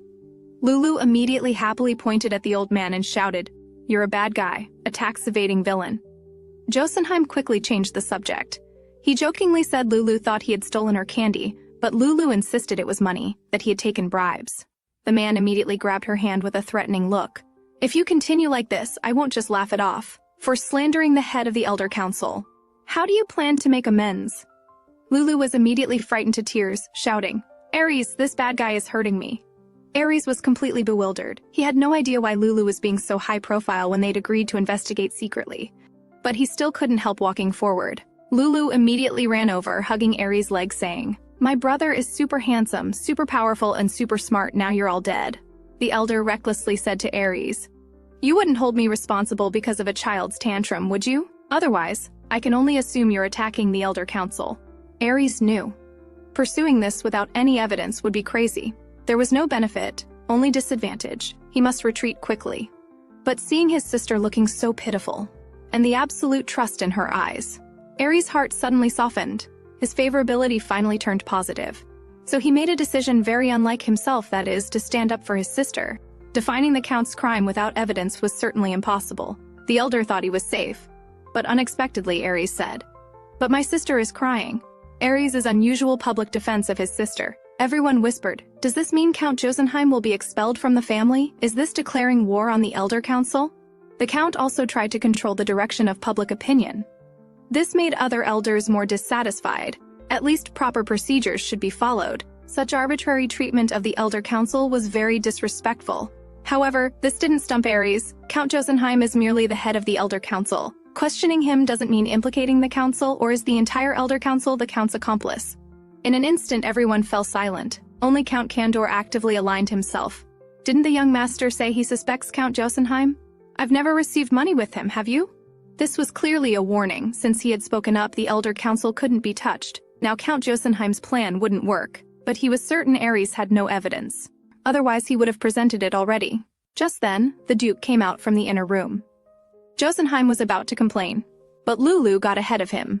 "Daddy, this bad grandpa hurt me." The Count was inwardly mocking Lulu's clumsy tactics, but unexpectedly, the Duke looked at him with murderous intent.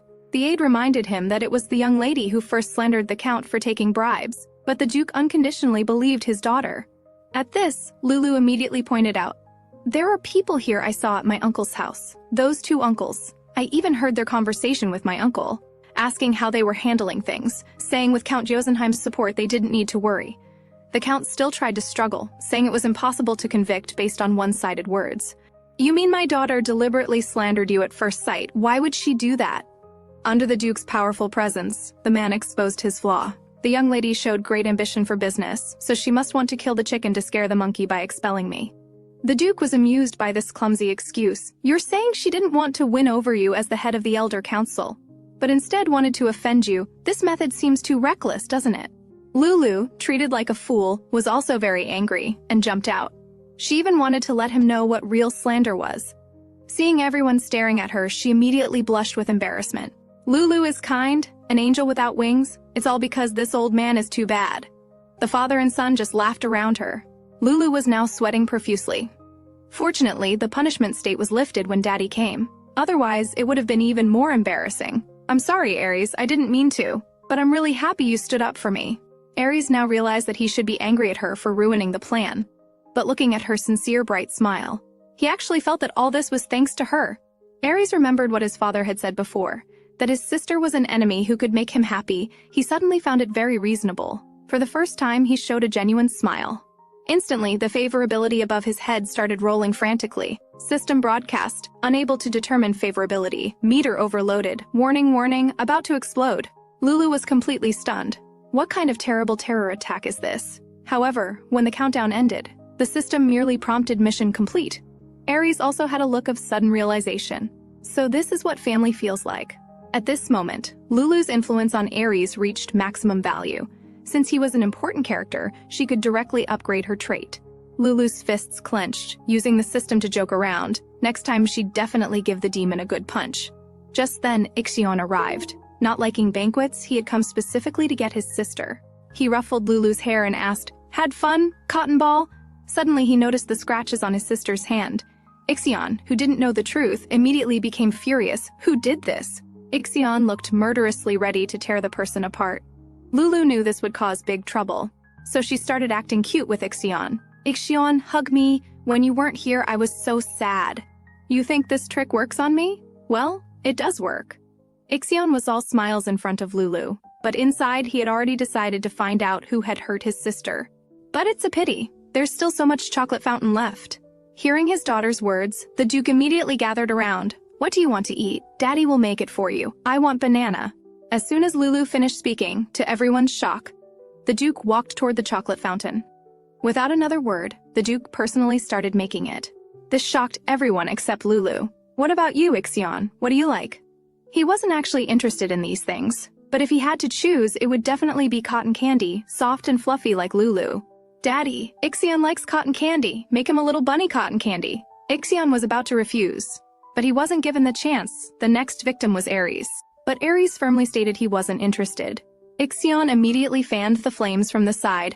"This guy is so mean. It seems he doesn't want what you're giving him, which means he doesn't like you." Lulu immediately looked like she was about to cry.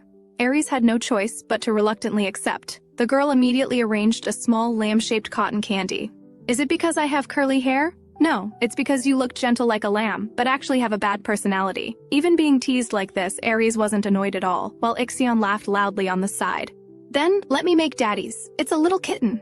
The Duke was stunned. He didn't understand why his image in his daughter's heart was like this. Everyone else burst into laughter. The scene was filled with joy and harmony. Lulu was extremely happy. "With Daddy and my brothers, I'm really too blessed." She believed every day in their future would be this happy. However, that same night, she was transported into the dream world again. The demon suddenly appeared beside her, smiling and saying, "We meet again. How is it? Am I handsome when I grow up?" Lulu was momentarily stunned, staring at him. Seeing this, the angel deliberately covered himself shyly and teased, "Did I make your heart flutter just now?" This made Lulu furious, and she directly gave him a slap. Then, still unsatisfied, she followed with a set of martial arts moves. "What nonsense are you talking about, you immature kid?" The angel complained pitifully while holding his head. "You're so mean, I'm a kind angel." However, Lulu's words made him spit blood. "How strange. You don't look pitiful at all, just annoying." "So what did you call me here for? Is danger approaching?" "What danger? I can't say." "Is something going to attack humans?" "I can't say." "So what can you say?" Lulu was almost speechless. The angel finally said slowly, "The greater your influence, the looser the causal laws binding me will become. Then I can tell you more intelligence." The words causal laws seemed to suddenly enlighten Lulu. With her years of experience, she definitely was the heroine of a romantic fancy novel. "I've seen through your pattern. The moment I crossed over, I became the protagonist." "So what is the protagonist's mission?" "That's obviously to save the world." The angel was stunned. Although the process was a bit off, the results seemed correct. It turns out the angel came today to warn her that a young man possessed extremely powerful and dangerous abilities. According to the plot, they would soon meet. When that day comes, no matter what happens, she must ignore him. Lulu didn't hear this at all. She even wanted to meet this cutie immediately. Before she could clarify the situation, the dream collapsed again. Lulu was completely frustrated. Another day full of suspicious points. She began to check the messages from this period. Mission completed, received 10,000 gold lottery tickets. Then thousands of messages popped up. Now the voices opposing her establishment of an advisory team had disappeared. Besides the eldest who was obsessed with killing, she had gained the approval of all direct relatives. A new mission appeared, which was to gain the approval of a director and an intelligent retainer follower. Lulu immediately thought of Viscount Dier. Everyone said he was very capable. But because he was too blindly devoted to Lulu, he seemed a bit abnormal, so Lulu directly kicked him off the candidate list. Then she took out the book from the drawer and started upgrading traits. There were quite a few new provisions. The last one was the ability to remove carried abilities using gold coins. Lulu immediately got excited. She was ready to remove the ability to spit blood regardless of the occasion, no matter how many gold coins it cost. However, a prompt appeared saying passive abilities couldn't be removed. How is this different from punishment? Just then the steward came, saying the Duke wanted to see her about something. But when she arrived in front of a room, her face suddenly changed. "Daddy, is this really okay? Is this what happens when a gangster boss becomes a daughter's slave?" A 5-year-old girl actually has her own office. Even the exclusive study that only the family head can use. This is a place that tradition and rules strictly forbid casual entry. But the Duke insisted on doing so. Lulu couldn't believe it. Is this how a gangster boss spoils his daughter? Only when the aides stated this was a unanimous decision of the retainers did Lulu finally relax. Soon the girl sat in the specially customized desk and chair. The bright office put her in a good mood. Just then the advisory team arrived. The team members were Velka, Shokil, Phoebe, and lastly, Chief Aide Dier. Lulu's face darkened. How did he still slip in? Lulu directly ignored Dier and greeted the three opposite. "I'll be counting on everyone from now on."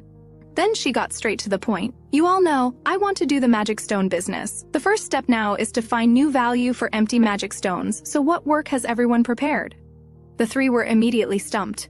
Though young, Lulu had a formidable presence, and they knew the young lady didn't want people who just followed orders, but those who could think independently and provide help. Velka now understood why they sent Dier. After all, he was the first to become a Viscount based on merit. They say he's mentally abnormal, probably just jealous of his talent. Shokil frankly admitted he wasn't ready yet. If given a little more time, he would make thorough preparations. Lulu was very satisfied with his honesty. But Dier was angry. "You people have no right to be advisors. Since we're advising the perfect and intelligent young lady, we should be fully prepared. Indeed, the young lady's only true servant is me." The three were utterly shocked. What they said about him being mentally abnormal was completely true. However, in the next second, Dier handed over the prepared mineral mountain materials. This immediately shocked Lulu. How could this weirdo be so capable? So she began to examine everything, whether it was magic stone samples, or the overview of the mineral mountains, or even secondary processing methods. Dier had prepared everything in advance. Finally, Lulu, to make things difficult for him, even brought up the irrelevant afternoon tea. Dier could still very calmly produce Lulu's favorite one.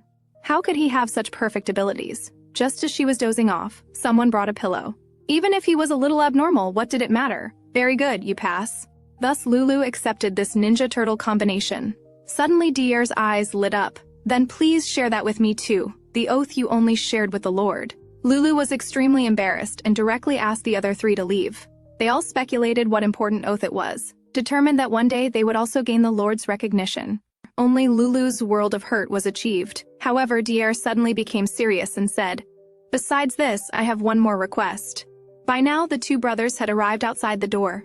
The two were competing for their sister's affection. The Duke suddenly appeared, saying his daughter liked Daddy the most. But in the next second, the door to Lulu's office suddenly opened. Dier came out of the office, wondering why the Duke and young masters were here. The three men were too shocked to speak. It turned out they saw the drawing in Dier's hand. Then the Duke took one quick step to Dier, the Duke's eyes full of killing intent. "Don't you have something to explain? Looking at the murderous father and sons?" Dier trembled helplessly.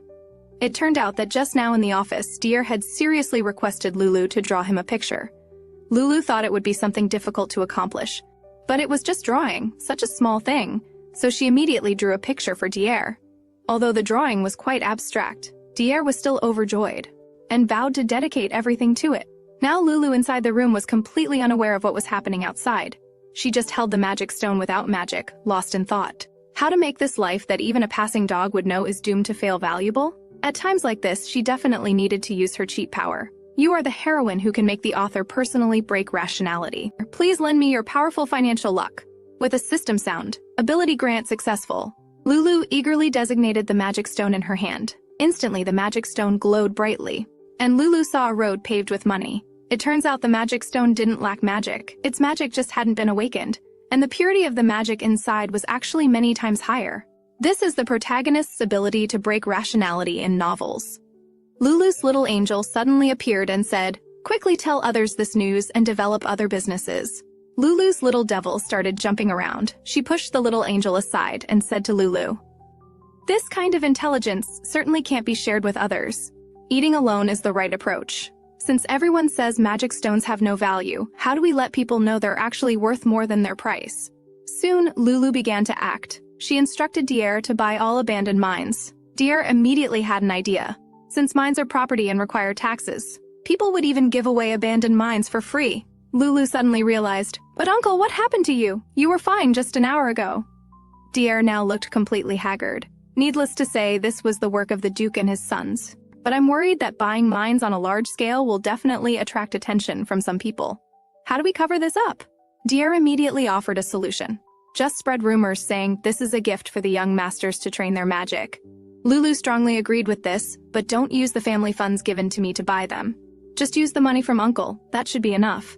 Dier very obediently accepted the task, without a single question throughout. "Uncle, why don't you ask me anything?" "Because I am your faithful right hand, so there's no need to question your orders. After understanding your thoughts, I can better advise you to make more professional judgments." Lulu was touched by these words for 0.1 seconds, because Dier immediately resumed that annoying look. Then he was directly kicked out by Lulu. Now Lulu thought of another person she could fleece for money. That is the head of the Elder Council from last time. So she came alone to the dungeon and began to collect taxes from the man. Because there was no ready currency, it was paid in kind, that is, the legendary seal. Although Lulu had no real authority to collect taxes, these things could still be directly transferred to her hands. The system explained, this was behavior recognized by the Arentwell Empire. Lulu's little head crashed for a second. She suddenly remembered the plot from the True Tyrant novel. So this wasn't taxation at all, but outright theft. This angered Lulu so much that she was about to curse loudly. But come to think of it, this old gentleman had embezzled quite a lot. The list of confiscated items was so long she couldn't see the end. Suddenly, Daphne's necklace on the list caught her attention. Could this be the legendary elf Daphne? This is exactly the kind of prop that should appear in a romantic fancy novel. So she eagerly reached out to confiscate it. In the next second, a necklace appeared out of thin air. Lulu curiously opened the locket. The portrait inside immediately piqued her interest. Meanwhile, inside the Council of Elders, everyone was heatedly discussing Jotunheim's bribery case. Both sides stood their ground firmly, and now Count Candor had become the only figure with real power. At that moment, he spotted Lulu by the window. He immediately frowned, so he quickly drew the curtains. But when he saw the letter Lulu sent, he immediately rushed over in a flurry, clearly looking displeased. "Although I don't know where you heard whatever made you send me this kind of thing. But you've got the wrong person. I will never be anyone's lackey. I hope you'll stop here." Lulu suddenly looked very confused and asked, Do you really want to stop here? As she spoke, she took out that necklace. On it was clearly the young count. Candor looked at it in disbelief, asked her where she got it from, while Lulu just smiled mischievously. This made the man think she was trying to threaten him, but unexpectedly, Lulu just said softly, "Carry me." Candor was instantly dumbfounded. When he came to his senses, he was already in Lulu's room. Lulu said she had been squatting waiting for Grandpa, so her legs were numb and needed someone to carry her. Then her expression changed, and now let's get to the point. Sister Daphne was your lover, right? Lulu's eyes sparkled, clearly entering gossip mode. After receiving an affirmative answer, she jumped up excitedly. Tell me about your love story. How did you meet? It surely wasn't the cliché of running with bread in your mouth and bumping into each other, was it?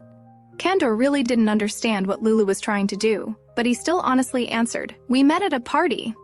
Lulu nodded with a knowing expression. Indeed, romantic fancy novels love parties. So she continued to ask eagerly, "Then what? Then what?" Candor became more and more confused, wondering what this strange child was trying to do, and his long-sealed memories vividly surfaced at this moment.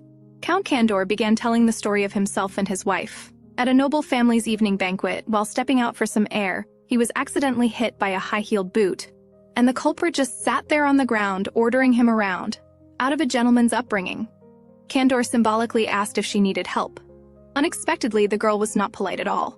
Candor didn't refuse. He directly picked the girl up in his arms, but throughout he maintained a cold demeanor. Even when Daphne apologized to him, he didn't say a single extra word. But fate is so magical. Candor, who never showed interest in women, fell in love just like that. Lulu was absolutely satisfied. This is exactly the destined encounter that should be in a romantic fancy novel. Grandpa, I didn't expect you to be so romantic. Candor remembered that Daphne had also said such things. His expression unconsciously softened. Perhaps I wasn't romantic enough, otherwise she wouldn't have left me. Not long after their marriage, Candor received that blood-stained wedding ring, along with news that his wife had eloped with a secret lover and died in a monster attack.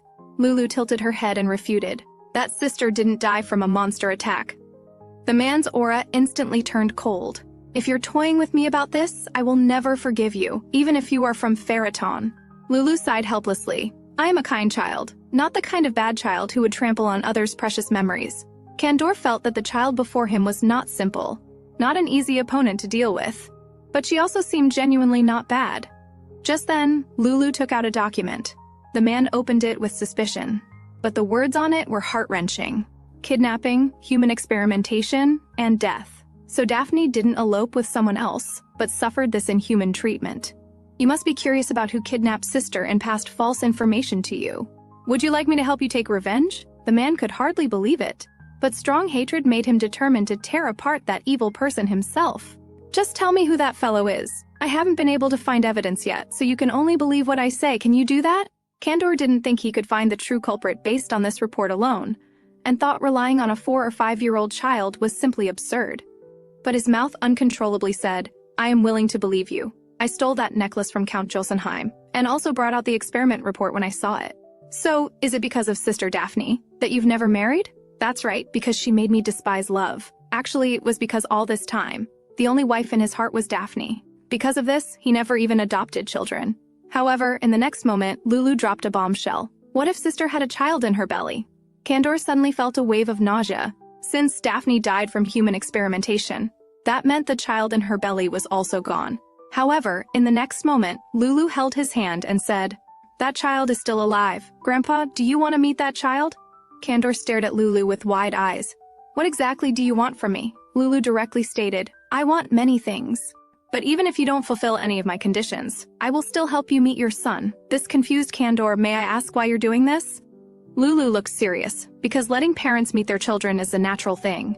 I once left my father to live with my uncle, so I know how sad it is to be without support. So I can't stop you from reuniting just because you don't agree to my conditions. The girl smiled with sincerity. This made Candor feel very guilty, realizing he was the truly bad person. Just as Candor was about to leave, Lulu stammered and called him back. That child was used as an experimental subject while still in the womb. So his mind might be a bit abnormal. Can you accept him even like this? Candor fell silent. He imagined in his heart, how miserable must the child be for Lulu to ask such a question. At this moment, he was completely reconciled. Don't worry, I'm not such a bad person either. The relaxed Lulu said to the window, I told you, your father definitely wants to meet you. The boy still felt very insecure, thinking that once his father saw him, he wouldn't feel that way anymore. Don't you find me disgusting? Lulu had never thought that way. If being different from others is called disgusting, then what about the Pharaton ducal family? Many people probably find the Pharaton children disgusting because they're too mature. The boy immediately refuted, you being so outstanding is natural. After all, Pharaton blood is very special. In that case, you are also a special person, aren't you? Now you need to think for yourself and make a decision. Perhaps this is difficult, but as you do it, you'll stop caring about what others say. With this, the boy finally summoned the courage to meet his father. Soon the Count received a letter from Lulu. The moment he saw the contents of the letter, the man finally showed a smile. He very naturally threw some grains to Lulu's little bird. But the next second, he was met with the bird's disdain. Though he couldn't understand, he could tell it was cursing quite foully. You actually received a handsome snake drawing from the Duke's daughter. I'm so envious of you. The Duke immediately refuted. This is clearly 2 golden swords. This is a representation of love, clearly showing his son's determination to meet him. The next day, the Count dressed very formally. He was led by Lulu to a pavilion. Just thinking that his son was behind the pillar made his heart pound uncontrollably. However, when he approached, he found the pavilion completely empty. Had he been tricked? The next second, a timid father came from behind. When the Count turned around, he saw a child who looked exactly like his beloved Daphne. The Count confirmed his identity at first glance. After all, the boy looked exactly like his wife. Strangely, after so many years, the boy's appearance was still so childlike. Seeing his father not speaking, the boy hurriedly apologized. I'm sorry, Count. Suddenly calling you father must have frightened you. However, the expected disgust didn't occur. The Count held the boy's hand and said, I'm indeed surprised that I have such a good-looking son. I'm sorry I couldn't protect your mother, nor could I protect you. I hope you can forgive this useless father. Actually, the reason Daphne became an experimental subject was simple. She wasn't human. After becoming pregnant with Count Candor's child, she had been constantly worried about her identity being exposed, thus giving Jotunheim an opportunity to exploit. However, this wasn't shown in the report, so Candor still didn't know. And the person who blotted out that part of the report was his son. Don't you find me disgusting? I've been maintaining this youthful appearance. Candor never thought of it that way. Instead, he felt that from now on, he could watch him grow up. Thank you very much for giving me this opportunity to be by your side from now on. From that day on, Candor vowed to dedicate the rest of his life to Lulu, because of his noble status as a member of the core leadership supporting the Duke's domain. Lulu had exceeded the system's mission requirements. Lulu didn't refuse and immediately agreed. First, I hope you can resolve a matter. Now my brother has returned, but I don't know how to explain his origin, so I'll leave the rest to you. Candor naturally wouldn't refuse this. However, at this moment, Candor brought up a special oath of allegiance. Lulu really didn't want to repeat that awkward ceremony, but clearly, it wasn't up to her. Soon Lulu turned those useless magic stones into high-purity magic power stones. Normal magic stones would be traded through the palace and had to be sold according to a certain ratio. The palace would even take a portion. The clever Lulu immediately thought of a solution. That was to rename these extraordinary magic stones, calling them black gold. She wouldn't allow her profits to be divided. She was extremely happy, believing that before long she would become the youngest and richest person in this empire. However, she overlooked a very important point, that these empty magic stone mines were originally publicly declared as gifts for her brothers to train their magic. So the father and sons had already begun competing for them. This was troublesome. How should she deal with 3 jealous men? Just now, Lulu accidentally overheard the assistant telling the Duke about the auction, wearing an elegant mask and saying this is 120 million in cash. Such a cool scene. Was definitely something she, as a romantic fancy author, couldn't miss. So the 3 siblings got into the carriage. I didn't expect you to be interested in auctions. You little one don't like ordinary things, huh? Lulu was proudly boasting. Ordinary things are so boring. But the next moment she couldn't smile anymore. So the gift for brother is also that special. What was that gift better than magic stones without magic called again? Lulu flower. The 2 brothers were instantly charmed. Both said there was no better gift, leaving only an embarrassed, red-faced Lulu. Soon the carriage arrived at the auction venue. The scene was exactly as she had imagined. However, the auction item Nymph's Heart made Lulu instantly realize this was actually a black market auction. The next item was a telescope that could reveal treasures. The famous great pirate Lulufy owed all his fame to this telescope. Lulu was instantly excited. However, in the next second, the host added more details about the treasure, like an insurance advertisement. Lulu was immediately disappointed. Her two brothers thought she was just short on money, since she didn't participate even once. They competed to spend money for her, but actually she was richer than both of them. Soon it came to the last auction item. In the cage was actually a young boy. Lulu was shocked. Isn't this the boy that the demon showed her before? She didn't expect to meet him here. Gems are valuable because they're beautiful and rare, so what's this boy's value? The host pressed a controller aimed at the boy. Instantly, a terrible frost erupted. With just one blast, it damaged the cage that could only be split by spiritual power. Yet the boy didn't move an inch, showing how terrifying his power was.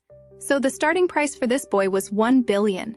In an instant, everyone was excited, continuously raising the price. Lulu knew the boy's fate after being bought would definitely be miserable. He would probably be used as a tool at someone's command. The system detected her soft heart and continuously warned her to stay away from the boy. But Lulu thought perhaps if she took good care of him, she could make him her ally. That way, at least he wouldn't turn to the dark side because of an unfortunate life.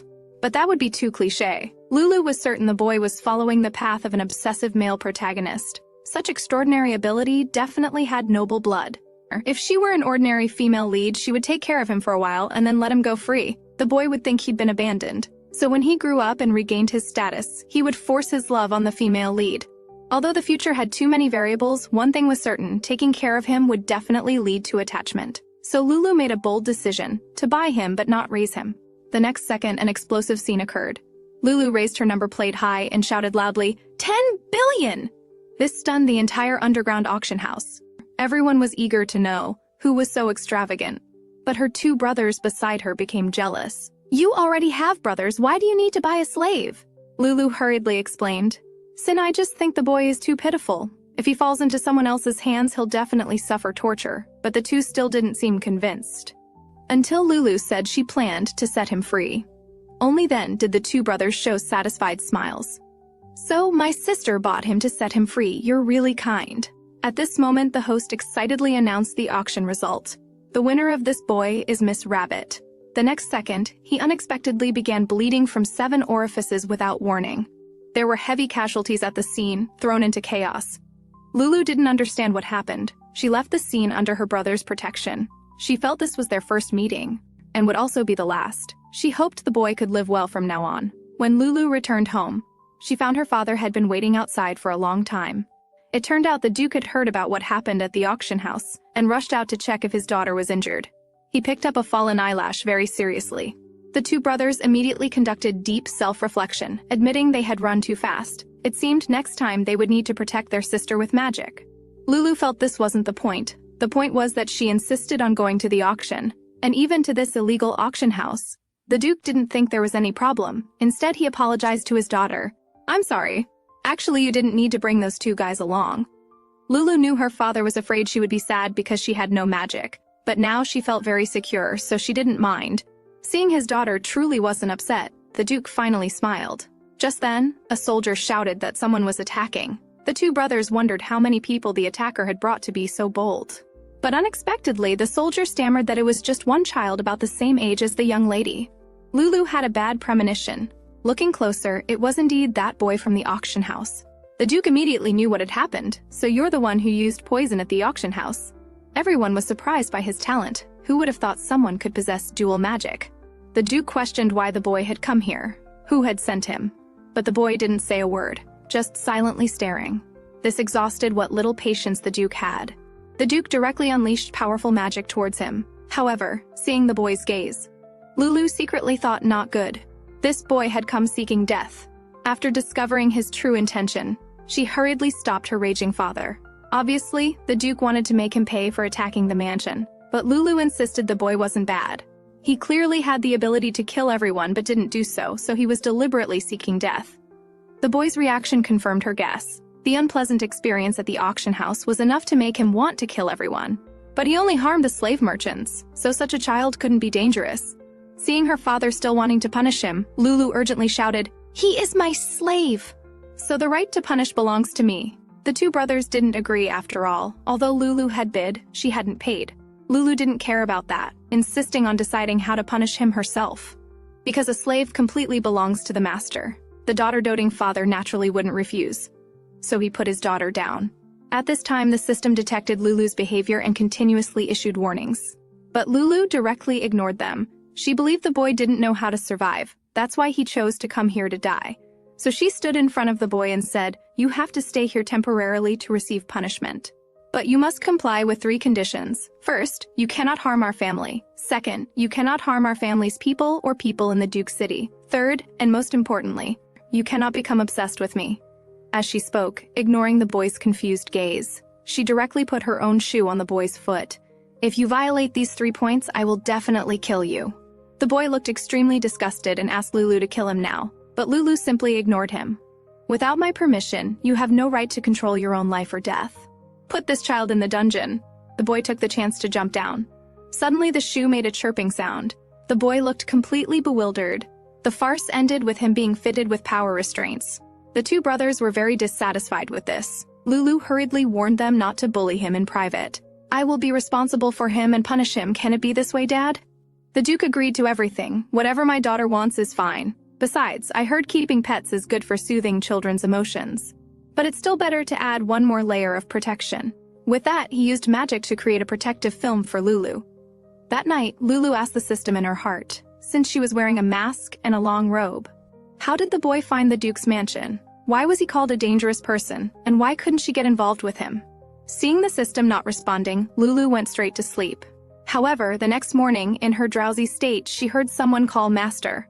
Lulu directly grabbed that person's hand and murmured, "Anna, I'm so tired, I want to sleep more." The person whose hand was grabbed suddenly said, "Don't cling to me like that!" Lulu suddenly realized the voice was wrong. When she opened her eyes, she saw the boy's tsundere expression. "Since you're awake, let go of me. I'm here to serve you breakfast, Master." What was going on? Seeing the boy transform into an obedient little attendant serving her, Lulu found it a bit hard to accept. What kind of magic would cause this change? Just as she decided to keep her distance from the boy, she was attracted by his sleek golden hair. Her hand unconsciously reached out to touch it. Her mouth involuntarily exclaimed, "It's really soft." However, the next second she heard a familiar voice.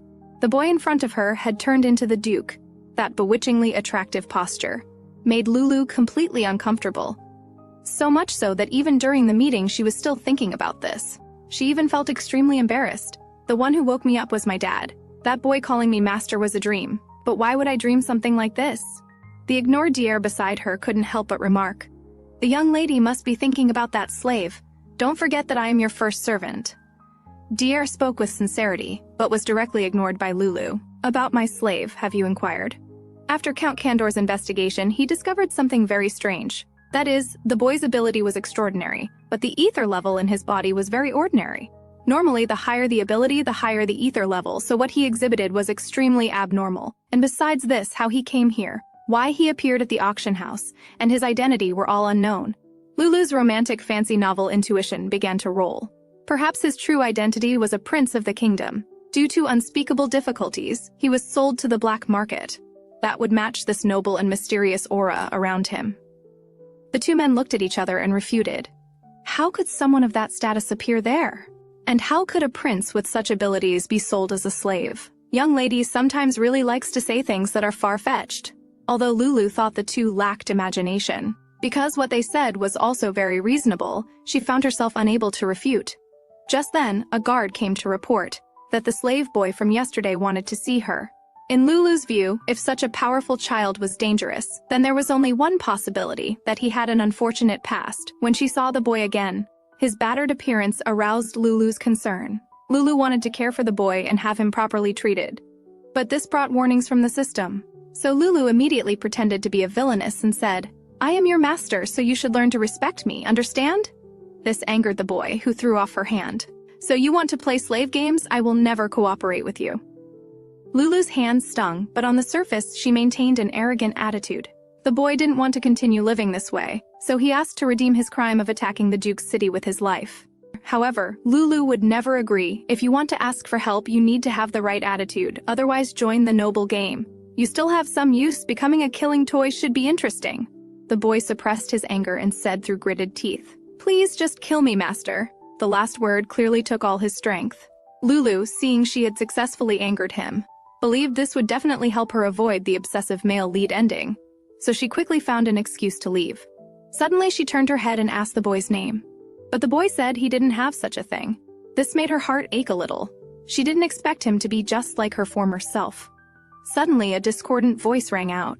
The guard who witnessed everything excitedly banged on the wall.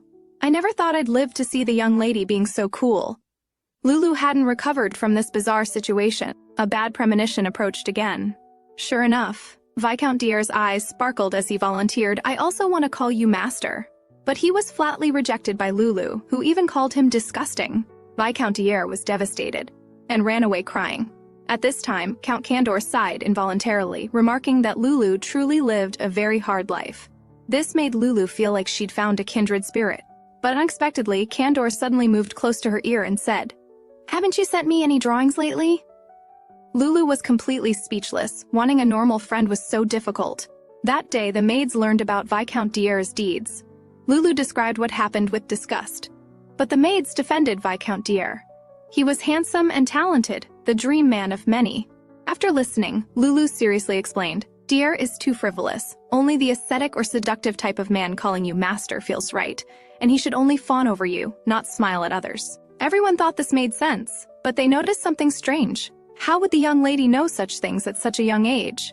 Lulu didn't know how to explain for a moment. After all, she was now just a 4-year-old kid, so she could only blame Clyde. My goodness. Our young lady is so pure but has been corrupted. You're too young to know these things, forget about them quickly. Speaking of Clyde, Lulu suddenly felt strange. Normally when a new character appears, a new task would be issued. But the system only urged her to kill the person. Could the boy be the rumored male protagonist? So to make him completely abandon the path of an obsessive male lead, and turn him into a cute and gentle baby, Lulu made a bold decision, which was to disguise herself as an old granny to approach the boy. This action cost Lulu dearly. She not only spent 5,000 gold coins to store the ability to catch tax bombs in her safe, but also spent money again to draw a new ability called Please Forget Me. This allowed her to transform perfectly using a magic item. She could use it to avoid the boy's gaze. The ability would only last for 1 hour. Lulu thought that a warm, embracing grandmother would surely create wonderful memories for the boy. And on her way there, she had also experimented. Clearly, the effect was excellent.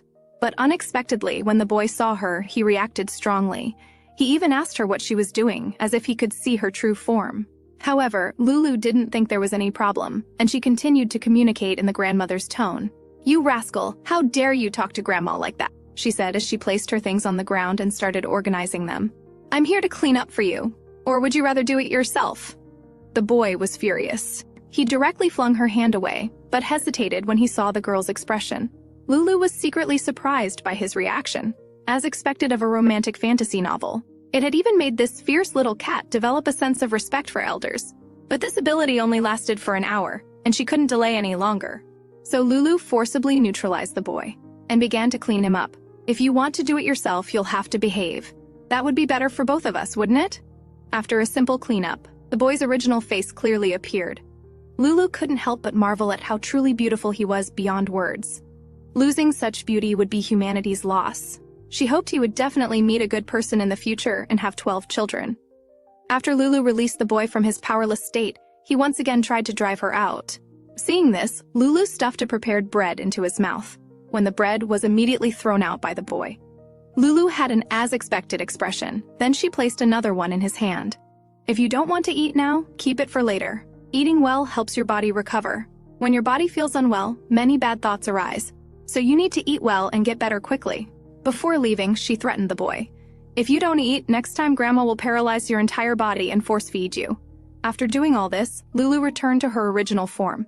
But on her way back, she ran into her father. With just one glance, her father noticed the wounds on her arm.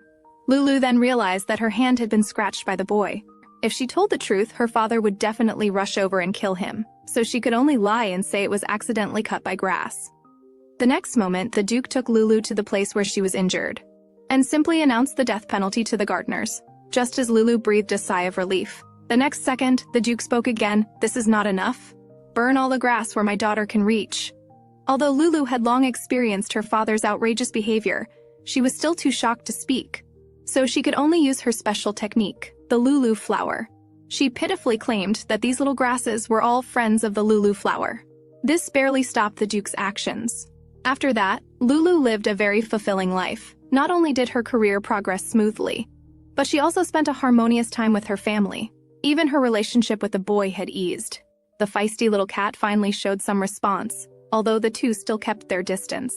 "Won't you tell Grandma your name yet? I can't keep calling you rascal." The boy wore a face of indifference, so Lulu deliberately said she would call him Little Flower Dog. Unexpectedly, the boy was full of contempt, saying that name suits a slave. Lulu hurriedly explained that names are important. "I'll give you a name later." "But I heard that the young lady of this house treats you very badly, is that true?" Lulu stammered out the question. She just wanted to know the boy's opinion of her. To her surprise, the boy put on a pitiful look. "She said she would turn me into a killing doll. She also said my face is pretty and could be used as a plaything." Lulu quickly explained, "The young lady is young and doesn't know better when saying such things. You'd better forget it quickly." "Is that so? But she threatened me so righteously, not at all like a child." Lulu was already trembling with fear. "If you leave this place, you won't want to take revenge on that child, will you?" The boy didn't answer, but fell asleep in a second. This made Lulu even more uneasy. What does it mean to stop talking halfway through? But based on their recent interactions, Lulu felt he wasn't a bad child. Why would the demon say he was dangerous?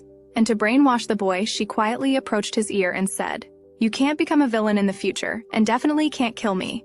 You should meet a good girl and have 12 children with her. That's the most direct way for you to contribute to humanity." After repeating this many times, Lulu finally left, feeling satisfied, and the boy, who woke up much later, was surprised by his own changes. He hadn't expected that since coming here he would often fall asleep. And all these changes stemmed from that girl called Lulu. Actually, he was very happy that someone could understand him. But her sudden mischievous reaction later made him fall into the abyss again. She had said at that time that he didn't even have the freedom to choose death. How was she any different from those people at the auction house? But unexpectedly, after just a few days, the girl appeared with a completely different face, and he possessed the mind's eye that could see through illusions. So from the day Lulu transformed into the old grandmother, all he saw was the girl's true appearance. Although the interaction process was somewhat humiliating, those blue eyes seemed to contain a vast sky he had never touched before. The unknown felt frightening yet cruel, even making him have thoughts he'd never had before. He would rather let that girl kill him with her own hands. A week had passed since their last meeting. Lulu was congratulating her brother on Candor becoming the head of the Senate. Although it was expected, it was still worth celebrating. However, in the next second, two jealous figures appeared. "How can this guy be Cotton Candy's brother? Lulu is my sister, right?" The boy hurriedly explained. "The young lady just doesn't know my name yet, so she calls me that." Lulu also quickly smoothed things over. "I actually came today because of this matter." Actually, Candor had given his son a name when they first met, but obviously the boy wanted to tell Lulu his name himself. "My name is Azul." The boy's voice trembled slightly, his excitement evident. This name was chosen by his mother and father together. Lulu warmly praised it as a good name. "They must have thought long and hard while eagerly awaiting your arrival." Such warm words deeply moved Azul. Even the two dark gazes beside him could be ignored. But what Lulu was thinking was, she needed to decide on a name for that child soon. Recently, because she was running out of transformation uses, she had reduced her visits. But she always sent food and clothes. Their relationship should be considered close by now. At this point, Azul hesitantly expressed his desire to join Lulu's advisory team. Lulu agreed without any hesitation, not only because he was Daphne's son, with the ability to control water. More importantly, his name and hair color were perfectly compatible with her team, which was fantastic. Just then, an attendant approached, reporting a sudden accident. "Miss, your slave has fainted. He now seems to be in life-threatening danger." As soon as Lulu heard this, she ran without thinking. Just a week ago, he had looked healthy. How could this suddenly happen? Her mind was in chaos, and if not for her brother, she would have tumbled down the stairs. Her brothers held Lulu's hands on both sides, giving her great comfort. But when she actually saw the boy, she was shocked by the scene before her. Several mages surrounded him, suppressing the ban on his body, but the effect was very weak. And the content of the ban was very malicious. It was health and peace. Any change for the better, whether physical or mental, would cause him great pain. While they were talking, the boy suddenly spat out a mouthful of blood. That look seemed to explain everything had returned to square one, or even worse. Lulu's heart ached sharply. The mages all expressed that they had never seen such a ban before. Even if they spent a long time, they might not be able to research it, so the hope was very slim. Hearing this, Lulu's heart sank. She displayed a terrifying majesty never seen before. "So it can't be removed?" A single glance from the 4-year-old girl made the mages afraid. They apologized on the spot for their incompetence. However, they considered it fortunate that, even if the boy violated the ban, he wouldn't die, just suffer great pain. Lulu did not accept this reasoning. After all, the boy would suffer extreme torture every moment he lived. But this wasn't the mage's fault. I'm sorry, I got emotional and spoke too harshly. Please continue your investigation. With that, she turned and left, secretly deciding in her heart she would help the boy remove the ban no matter what. After this, the boy was temporarily moved to an empty room for treatment, while Lulu searched desperately for answers in the literature. But a ban that combined medicine, magic, curses, and even divine power could not be removed by anyone. Sure enough, after in-depth discussions among the mages, they reached the same conclusion. This made Lulu's expression suddenly freeze. Aren't romantic fancy novels supposed to have perfect endings? Why must he live his entire life in such pain? How is that child's condition? His endurance is beyond imagination, although that kind of pain is not something one can endure by willpower alone. If it were someone else, they would have already taken large doses of pain medication. Lulu suddenly thought of something. Perhaps he has a power within him that can resist the ban's pressure, like ether. The mages suddenly became agitated. This was indeed an aspect they hadn't considered. After all, that child possessed two different abilities. He should have a high value of ether. So there's one possibility, that ether counteracts the ban. Therefore, to treat it would require generating more powerful ether. But usually, this is determined at birth. Just then, the system suddenly issued a warning. If you continue to be involved, you won't be able to sever your relationship with this character. Dear reader, you now stand at a crossroads of fate. This could be a choice that completely shakes the predetermined future. Lulu remembered the demon once said that she was the only one who could touch the boundaries of the law of cause and effect.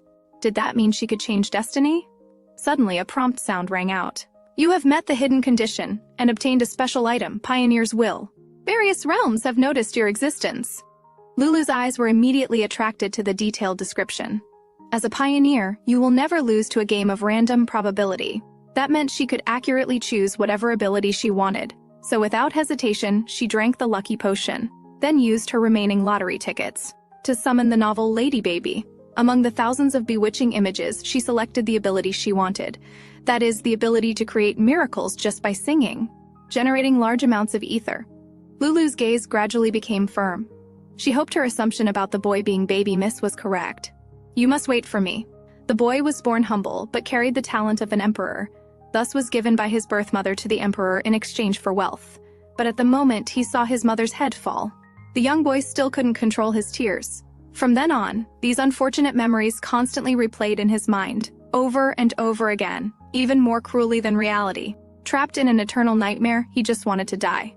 But this time, when the ban activated, an unprecedented scene appeared. That strange girl appeared on the vast beach. Yes, a presence even more terrifying than nightmares. The next second, the girl's singing voice rang out. Although it was difficult to listen to, his heart had never been so calm. The dormant desire surged up again. Kill me. If so, I want to die by your hands. Suddenly a tear fell on his face. You don't need to die anymore, live well. Although these words couldn't save his terminally ill self, somehow they gave him inexplicable peace. The next day, Lulu again followed the secret passage to the boy's room. Although she had verbally promised her father not to contact the boy, she still couldn't ignore him. So she sneaked through the secret passage to see him. Fortunately, the boy looked much better today. His physical condition had improved. We can't ignore his mental state either. Saying this, she used her ability to transform into the old grandmother again, gently waking the sleeping boy. The boy immediately showed a shocked expression, shouting for her to stay away. Lulu immediately saw the boy's concern and warmly comforted him. It's all right, it's not contagious. After helping the boy sit up, she took out the nutritious porridge she had prepared in advance. But the boy became emotionally agitated because of this. Curling up in pain, the boy's fragile appearance aroused compassion. His beautiful appearance further mesmerized Lulu. Coming back to her senses, Lulu quickly slapped herself twice, reminding herself that she was now a grandmother taking care of her grandson. And the boy, who had long seen through Lulu's true form, was very confused about why she was helping him. Lulu hid herself and continued saying, Grandmas usually want to feed any stick-skinny children they see. I don't need you to repay me, just live well. The boy sensed the distance in Lulu's words. She clearly wanted to get rid of him. Instantly, the punishment ban struck again. Red lines spread throughout his body. Seeing Lulu's expression full of concern, the boy suddenly felt at a loss. Originally, whether she was upset or not had nothing to do with him. But now he really wanted to tell her not to cry, not to shed tears. The next second, a melodious singing voice mixed with complex emotions rang out again. The moment the sound rang out, The boy immediately felt physical and mental comfort, as if standing on vast territory. It was also at this moment that he understood the girl's heart. The former Lulu was like him. Even talking about the future was a luxury, just wanting to quickly find release and rest. But when she no longer had to worry about survival, she understood what she liked and disliked, and realized how wrong the idea of finding relief through death was. Lulu unhesitatingly held the boy's hand, telling him to be confident about the future. By then, he would definitely have things he wanted to do and people he wanted to protect. From this moment on, the boy's condition obviously improved. Lulu felt relieved because of this. As long as she used her singing ability once more, she could completely cure him. The mages were shocked by this. Why was there such a strong ether response in this room? Lulu immediately broke out in a cold sweat. She could only make up a story about using spiritual power to open acupuncture points, utilizing ether to produce results. Everyone actually seemed to understand, as if enlightened, and began praising Lulu, as expected of the Pharaton bloodline. However, the Duke's face was serious. He called Lulu outside the room. "Lulu, don't you have something to tell me?" Sure enough, Dad knew everything. "I'm sorry, I promised you I wouldn't go to that room. But I didn't keep my promise." Obviously, today's dad was very angry, not so easily coaxed. At this time, she noticed the assistant's strange behavior, his mouth opening and closing like a goldfish. She was confused for a second before suddenly realizing. She quickly kissed her father's face. "I was wrong, Dad. Please forgive me. How could the Duke bear to punish such an adorable daughter?" So he also kissed Lulu's face. Now it was the turn of the two sister complex brothers to be jealous. She gave each of them a kiss, and the two brothers finally quieted down. "Since that boy is your slave, you need to know this." It turned out the Duke had traced the ban on the boy's body, and discovered that the boy was of royal bloodline. And the malicious ban was also related to the royal family. Who would have thought it would be exactly the same as Lulu's previous speculation? But the demon said the child was a dangerous person. The royal family also tortured him until he was better off dead. In him, it seemed impossible to see any hope. Because of this, Lulu thought about what name to give the boy. So she came to the boy's room again. She mumbled to herself, "Seeds have infinite possibilities. I also like those plots where villains become great beings." These inexplicable words left the boy puzzled. But Lulu continued, "What kind of person you become is decided by yourself. Don't let others control your life anymore." Then she took out a beautiful rose, along with the key to the restraint and the controller, giving them all to him. "Your name will be Sid. I hope you can live freely." The boy still looked confused, but the next second, Lulu suddenly coughed up a pool of blood, smiling weakly like this, and fell straight down. The boy experienced this complex emotion for the first time. Whether it was having a ban carved into his soul, or being drugged and sold as a slave, or even when receiving his birth mother's severed head. He had never had this feeling before. He couldn't accept the scene before him. Feeling this must be a nightmare caused by the ban. But even so, he couldn't ignore any possibility that might hurt Lulu. He carried the girl and rushed out of the room looking for a doctor, but was stopped at the door by Ixion and Ares. That restraint was infused with power. The magic should be numbing all your nerves. Now how are you enduring it? "My sister barely saved your life, you can't die." Saying this, he pushed the person back into the room. Sid's ears kept replaying what was just said. Looking at the pool of blood on the bed, he couldn't come back to his senses. So that girl had coughed up blood and fainted because she was trying to help him remove the ban. What a bad person, arbitrarily becoming his master, arbitrarily saving him, and now arbitrarily abandoning him. Suddenly his gaze became firm. "Since that's the case, I will live as you said, no longer living according to others' ideas, including yours." A long time later, Lulu finally woke up. When she rushed to the boy's room, she found that the boy had disappeared without a trace, as if he had never appeared. Although she knew such a day would come, she hadn't expected to not even say goodbye, ending so abruptly. The two people beside her could feel her full disappointment. But Lulu suddenly hit the table. "That's not the point now. I heard that person will arrive at the Duke's mansion within a week. That person who will become my stepmother. She is a relative of the Empress, with one daughter. By rights, such a person cannot become the Duke's wife. But previously, to refuse the royal family, the Duke had said that unmarried women would pressure him. So the royal family adapted, choosing the divorced Ophelia. Although on the surface, it was to discuss the land obtained for meritorious service. In reality, it was a proper blind date and marriage alliance. Lulu knew her father was still young and would marry sooner or later. But he should choose for himself, not accept arrangements from the royal family. But it seemed like she was the only one in the entire mansion who was so excited. Even her brothers appeared indifferent. Could that lady actually be a good person? Perhaps she could completely become a Pharaton person. Soon, a week later, Ophelia brought her daughter as promised.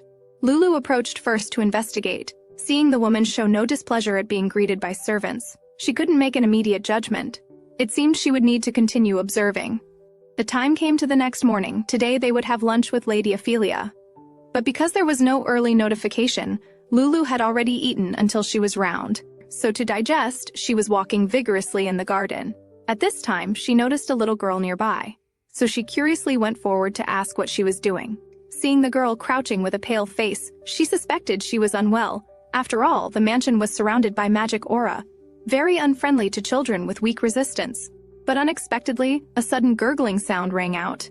It turned out the girl was hungry. The enthusiastic Lulu directly grabbed her, inviting her to raid the kitchen. They were preparing for lunch there must be many delicious things. So when lunchtime came, Lulu's belly was about to burst. She couldn't eat anything more. But there's a kind of hunger called Dad Thinks You're Hungry. The Duke used a diamond as big as a fist as bait to make her eat meat, and used a golden brooch as bait to make her eat vegetables. Ophelia beside them praised their good relationship. This directly opened the Duke's floodgates of speech. This child loves me so much, says I'm the best. She feels sorry for me and applies medicine, always wants me to hold her, kisses my cheeks. Ophelia at this point was like a reaction robot, only able to express amazement and agreement in a daze. This made Lulu very confused. Was the woman before her an ally or a well-disguised royal spy? And so, lunch ended. At this time, Ophelia's daughter Cynthia appeared. The two introduced themselves amicably. Cynthia suddenly happily exclaimed, "Our age difference is just right." These words made Lulu, whose imagination was like a black hole, freeze. Could her goal not be Dad, but to marry me? But unexpectedly, her real purpose was everything Lulu possessed. The first thing was Duke's attention. "Your Grace, please put a protective shield on me." Normally, children this age wouldn't be harmed by magic aura in a short time, but seeing the girl refusing to leave, the Duke said nothing more, casually adding a layer of protection for her. So Cynthia excitedly picked up Lulu and ran out the door. She did this to create an opportunity for her mother to approach the Duke. Soon the two came to Lulu's room. Cynthia was immediately fascinated by the expensive toys in the room. She even set her eyes on the jewel on Lulu's head. "You're not old enough to wear such things yet, are you? It would suit me better." Lulu saw through her little trick and retorted, "Only Lulu, who is cute enough to conquer the world, suits it. You're not as cute as me, are you?" Cynthia was immediately embarrassed and angry. But she still found an excuse, saying that style was too childish and indeed matched Lulu better. Saying this, she started rummaging through the room on her own. "I heard that children who touch other people's things without permission are bad children. So what? We'll soon become a family anyway." Lulu immediately understood she could find the truth from this girl. So, in a few words, she got it out. It turned out they were the Empress's people, using territory as an excuse to approach the Duke. Cynthia was completely immersed in the joy of gaining Duke's father's favor, believing that the Duke putting a protective shield on her was tacit approval for her to stay here. So she said very arrogantly, "You should call my mother Mom with me, and address me as sister. But there has never been a duchess in the Duke's mansion, so it's normal that you don't know anything. Are you mocking me for not having a mother and lacking family education?" Cynthia's face suddenly changed. She sarcastically countered, "Reacting excessively to others' concern makes people think you're guilty." This was the last straw. At this time, the system task happened to arrive. Please reveal the true purpose and thoughts of these two people coming here. Reward 3,000 gold coin lottery tickets. Lulu was just confidently preparing to respond, when her two brothers suddenly pushed the door open. The two competed to play with her. Cynthia immediately became excited. "These two handsome guys are also my second brother and younger brother." She very familiarly struck up a conversation. "I suddenly remembered that Dad's birthday is coming soon, right?" Lulu looked confused. But Cynthia asked, Duke, don't tell me you don't even know your own father's birthday?" Lulu indeed didn't know this, and the two brothers said that father doesn't like lively banquets, so everyone knew when Dad's birthday was, except herself. Lulu fell into deep self-blame. But Cynthia suddenly accused Lulu of getting her clothes dirty. Saying this, she pushed her into the room, and her mouth was still provocative. "Is it necessary to buy such good clothes for a child? And you don't even know how to cherish them. Indeed, you need a duchess to raise children to be dignified and clean. You don't even know the Duke's birthday, but he will soon become my father. I will help him celebrate his birthday well." Lulu's face grew increasingly dim, even feeling a wave of dizziness. But Cynthia didn't notice at all. After carelessly stuffing the clothes to Lulu, she ran outside to get familiar with Ixion and Aries. It's time to make a satisfying move. Just as Cynthia was constantly trying to get close, Lulu came out after changing her clothes. The two immediately focused their attention on her. "My sister really looks good in anything. Come let me fix your hair." Cynthia tried to get both of their attention. She brought up the Duke's birthday gift again and sarcastically questioned Lulu. It was time to start the exciting story plot, but unexpectedly Ixion beat her to it. He gave Cynthia a sharp glare. One brother directly asked she to leave, while the other was being sarcastic. Cynthia was so frightened she fled in panic. Lulu, who had been interrupted, unhappily glared at Ixion. This made Aries mistakenly think Lulu liked that girl. So he asked with a sad face, "Do you like me or do you like her?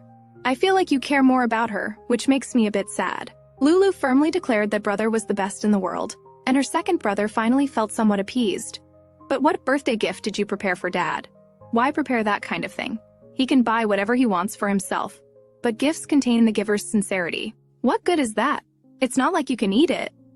The brothers' constant objections made Lulu angry. "Then I know, when it's Ixion and Aries' birthdays, I won't give any gifts either." At this, the two brothers immediately crumbled. Screams echoed throughout the entire mansion.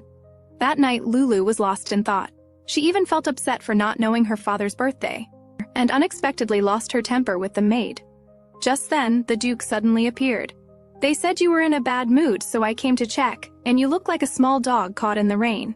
Lulu was full of dejection and self-blame. "I didn't know your birthday, so I couldn't prepare a gift in advance." The Duke saw his daughter's guilt. He embraced the small person, telling her she didn't need to prepare anything, just accepting his love was enough. Seeing Lulu insist on giving a gift, he no longer objected. "Whatever you give me, I will like it." However, the next day, Lady Ophelia actually took the initiative to take over this birthday party, because this was the Duke's first birthday since returning from the battlefield. It wouldn't be appropriate not to hold one like before. Everyone was speechless, because hosting mansion banquets was the mistress's responsibility. The Duke also made his attitude clear at this time. "Are you looking down on Heroine? How could I possibly entrust a banquet being held after 4 years to an outsider with no relationship to us?" The woman nervously explained she had no other intention, just acted on impulse. Just then, the girl's crisp voice rang out. "Then it's even more inappropriate to let you handle it. How can Heroine's banquet be handed to someone who can't discern situations and meddles randomly when acting on impulse? Don't you agree?"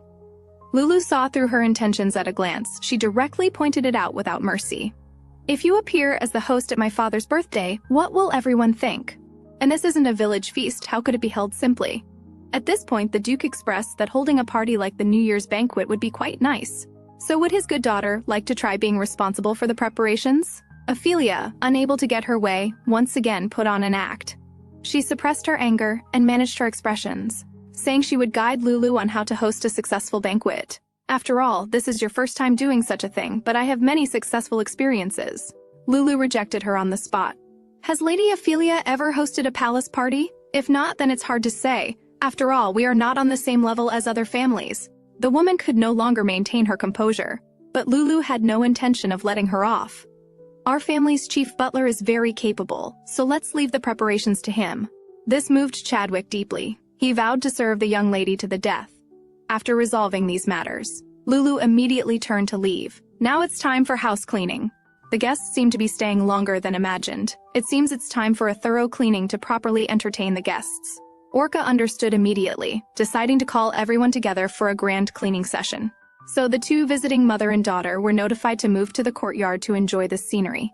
This would take about 2 hours. Obviously, this action angered them. It also gave them a sense of crisis. Because the discussions about the fief had ended, they had no excuse to continue staying here. Continuing like this would only result in failure. The angry Cynthia immediately had an idea. She decided to target the two young dukes. She had long hoped to become a Heroine duchess, and had already imagined herself in that role. She took away Lulu's jeweled hairpin. She happily thought about the handsome brothers, as if she had already become their beloved. The next moment she bumped into something. Looking down, she saw it was Lulu who had been knocked down. "What's going on? Why did my things fall out from your person?" Cynthia panicked, not knowing how to make excuses. Just then she heard Dana's voice from nearby, so she immediately pushed the blame onto her. "Even if you wanted it badly, you shouldn't steal. Lulu, please forgive her. If this is discovered, she'll face severe punishment. So I was just about to return it for her." Lulu naturally knew Cynthia was falsely accusing, because she already knew the hairpin had been stolen, so she had set this trap. She couldn't let Cynthia get away with it. Therefore, she said very seriously, "Dana, is what she said true?" Dana stuttered. She was even about to cry. Cynthia beside her kept urging Dana to admit she stole it. Seeing Cynthia's smug expression, Lulu was absolutely furious. Cynthia now looked as if she were a saint, and Lulu was the villain trying to frame her. If that's the case, then Dana should be able to answer my question. What does the stolen hairpin look like? Dana had never seen the item, so how could she describe it? So she hesitantly guessed. A bow? Cynthia anxiously added. You meant to say there's no bow on it, right? You need to speak clearly. Seeing this, Lulu sternly rebuked. If you say one more word, I'll reasonably assume you're manipulating to create false evidence.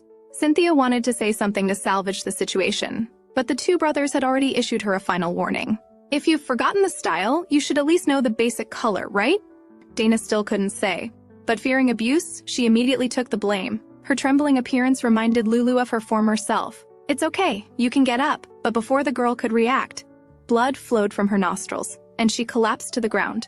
Obviously, this was due to the magi of the Pharaton family. Logically, the Duke wouldn't refuse to apply a protective shield, so the only explanation was that Cynthia did it deliberately.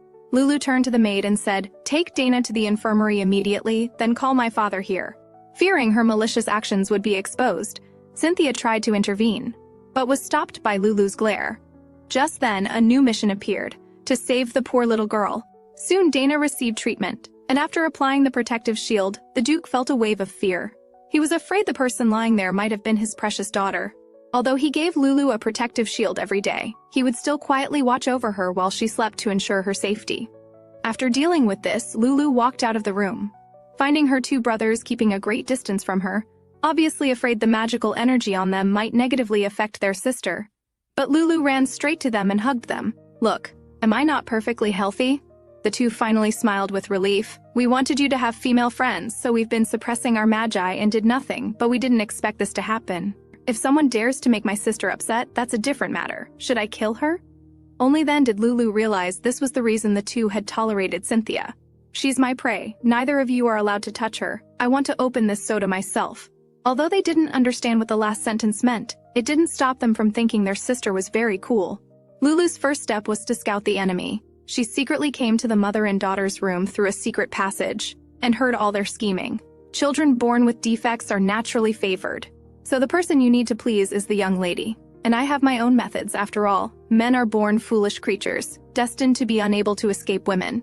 So she planned to use the so-called beauty strategy. This was overheard by Lulu hiding in the shadows. She was shocked and wondered if this was really an all-ages romantic fantasy novel.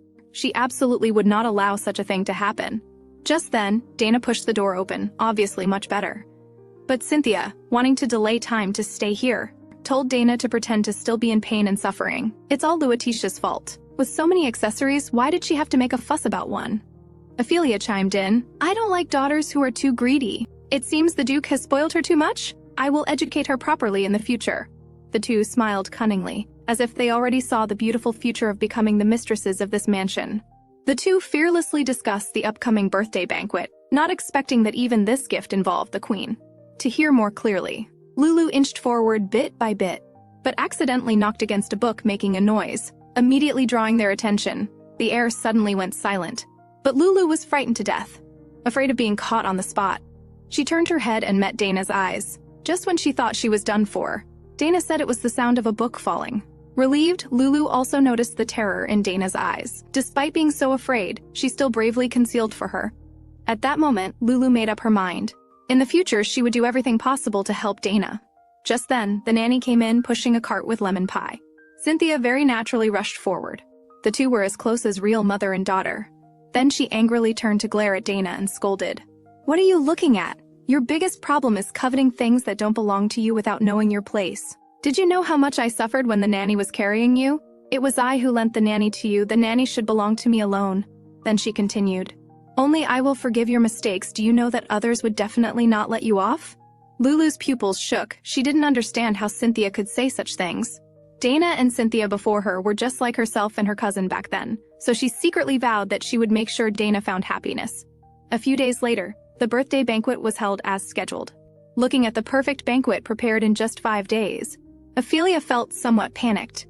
In contrast, Cynthia was already impatient. She believed she would definitely be the most dazzling presents today. After all, the clothes she wore were gifted by the queen. However, the next moment the announcement of several people's entrance sounded. The mother and daughter were completely stunned.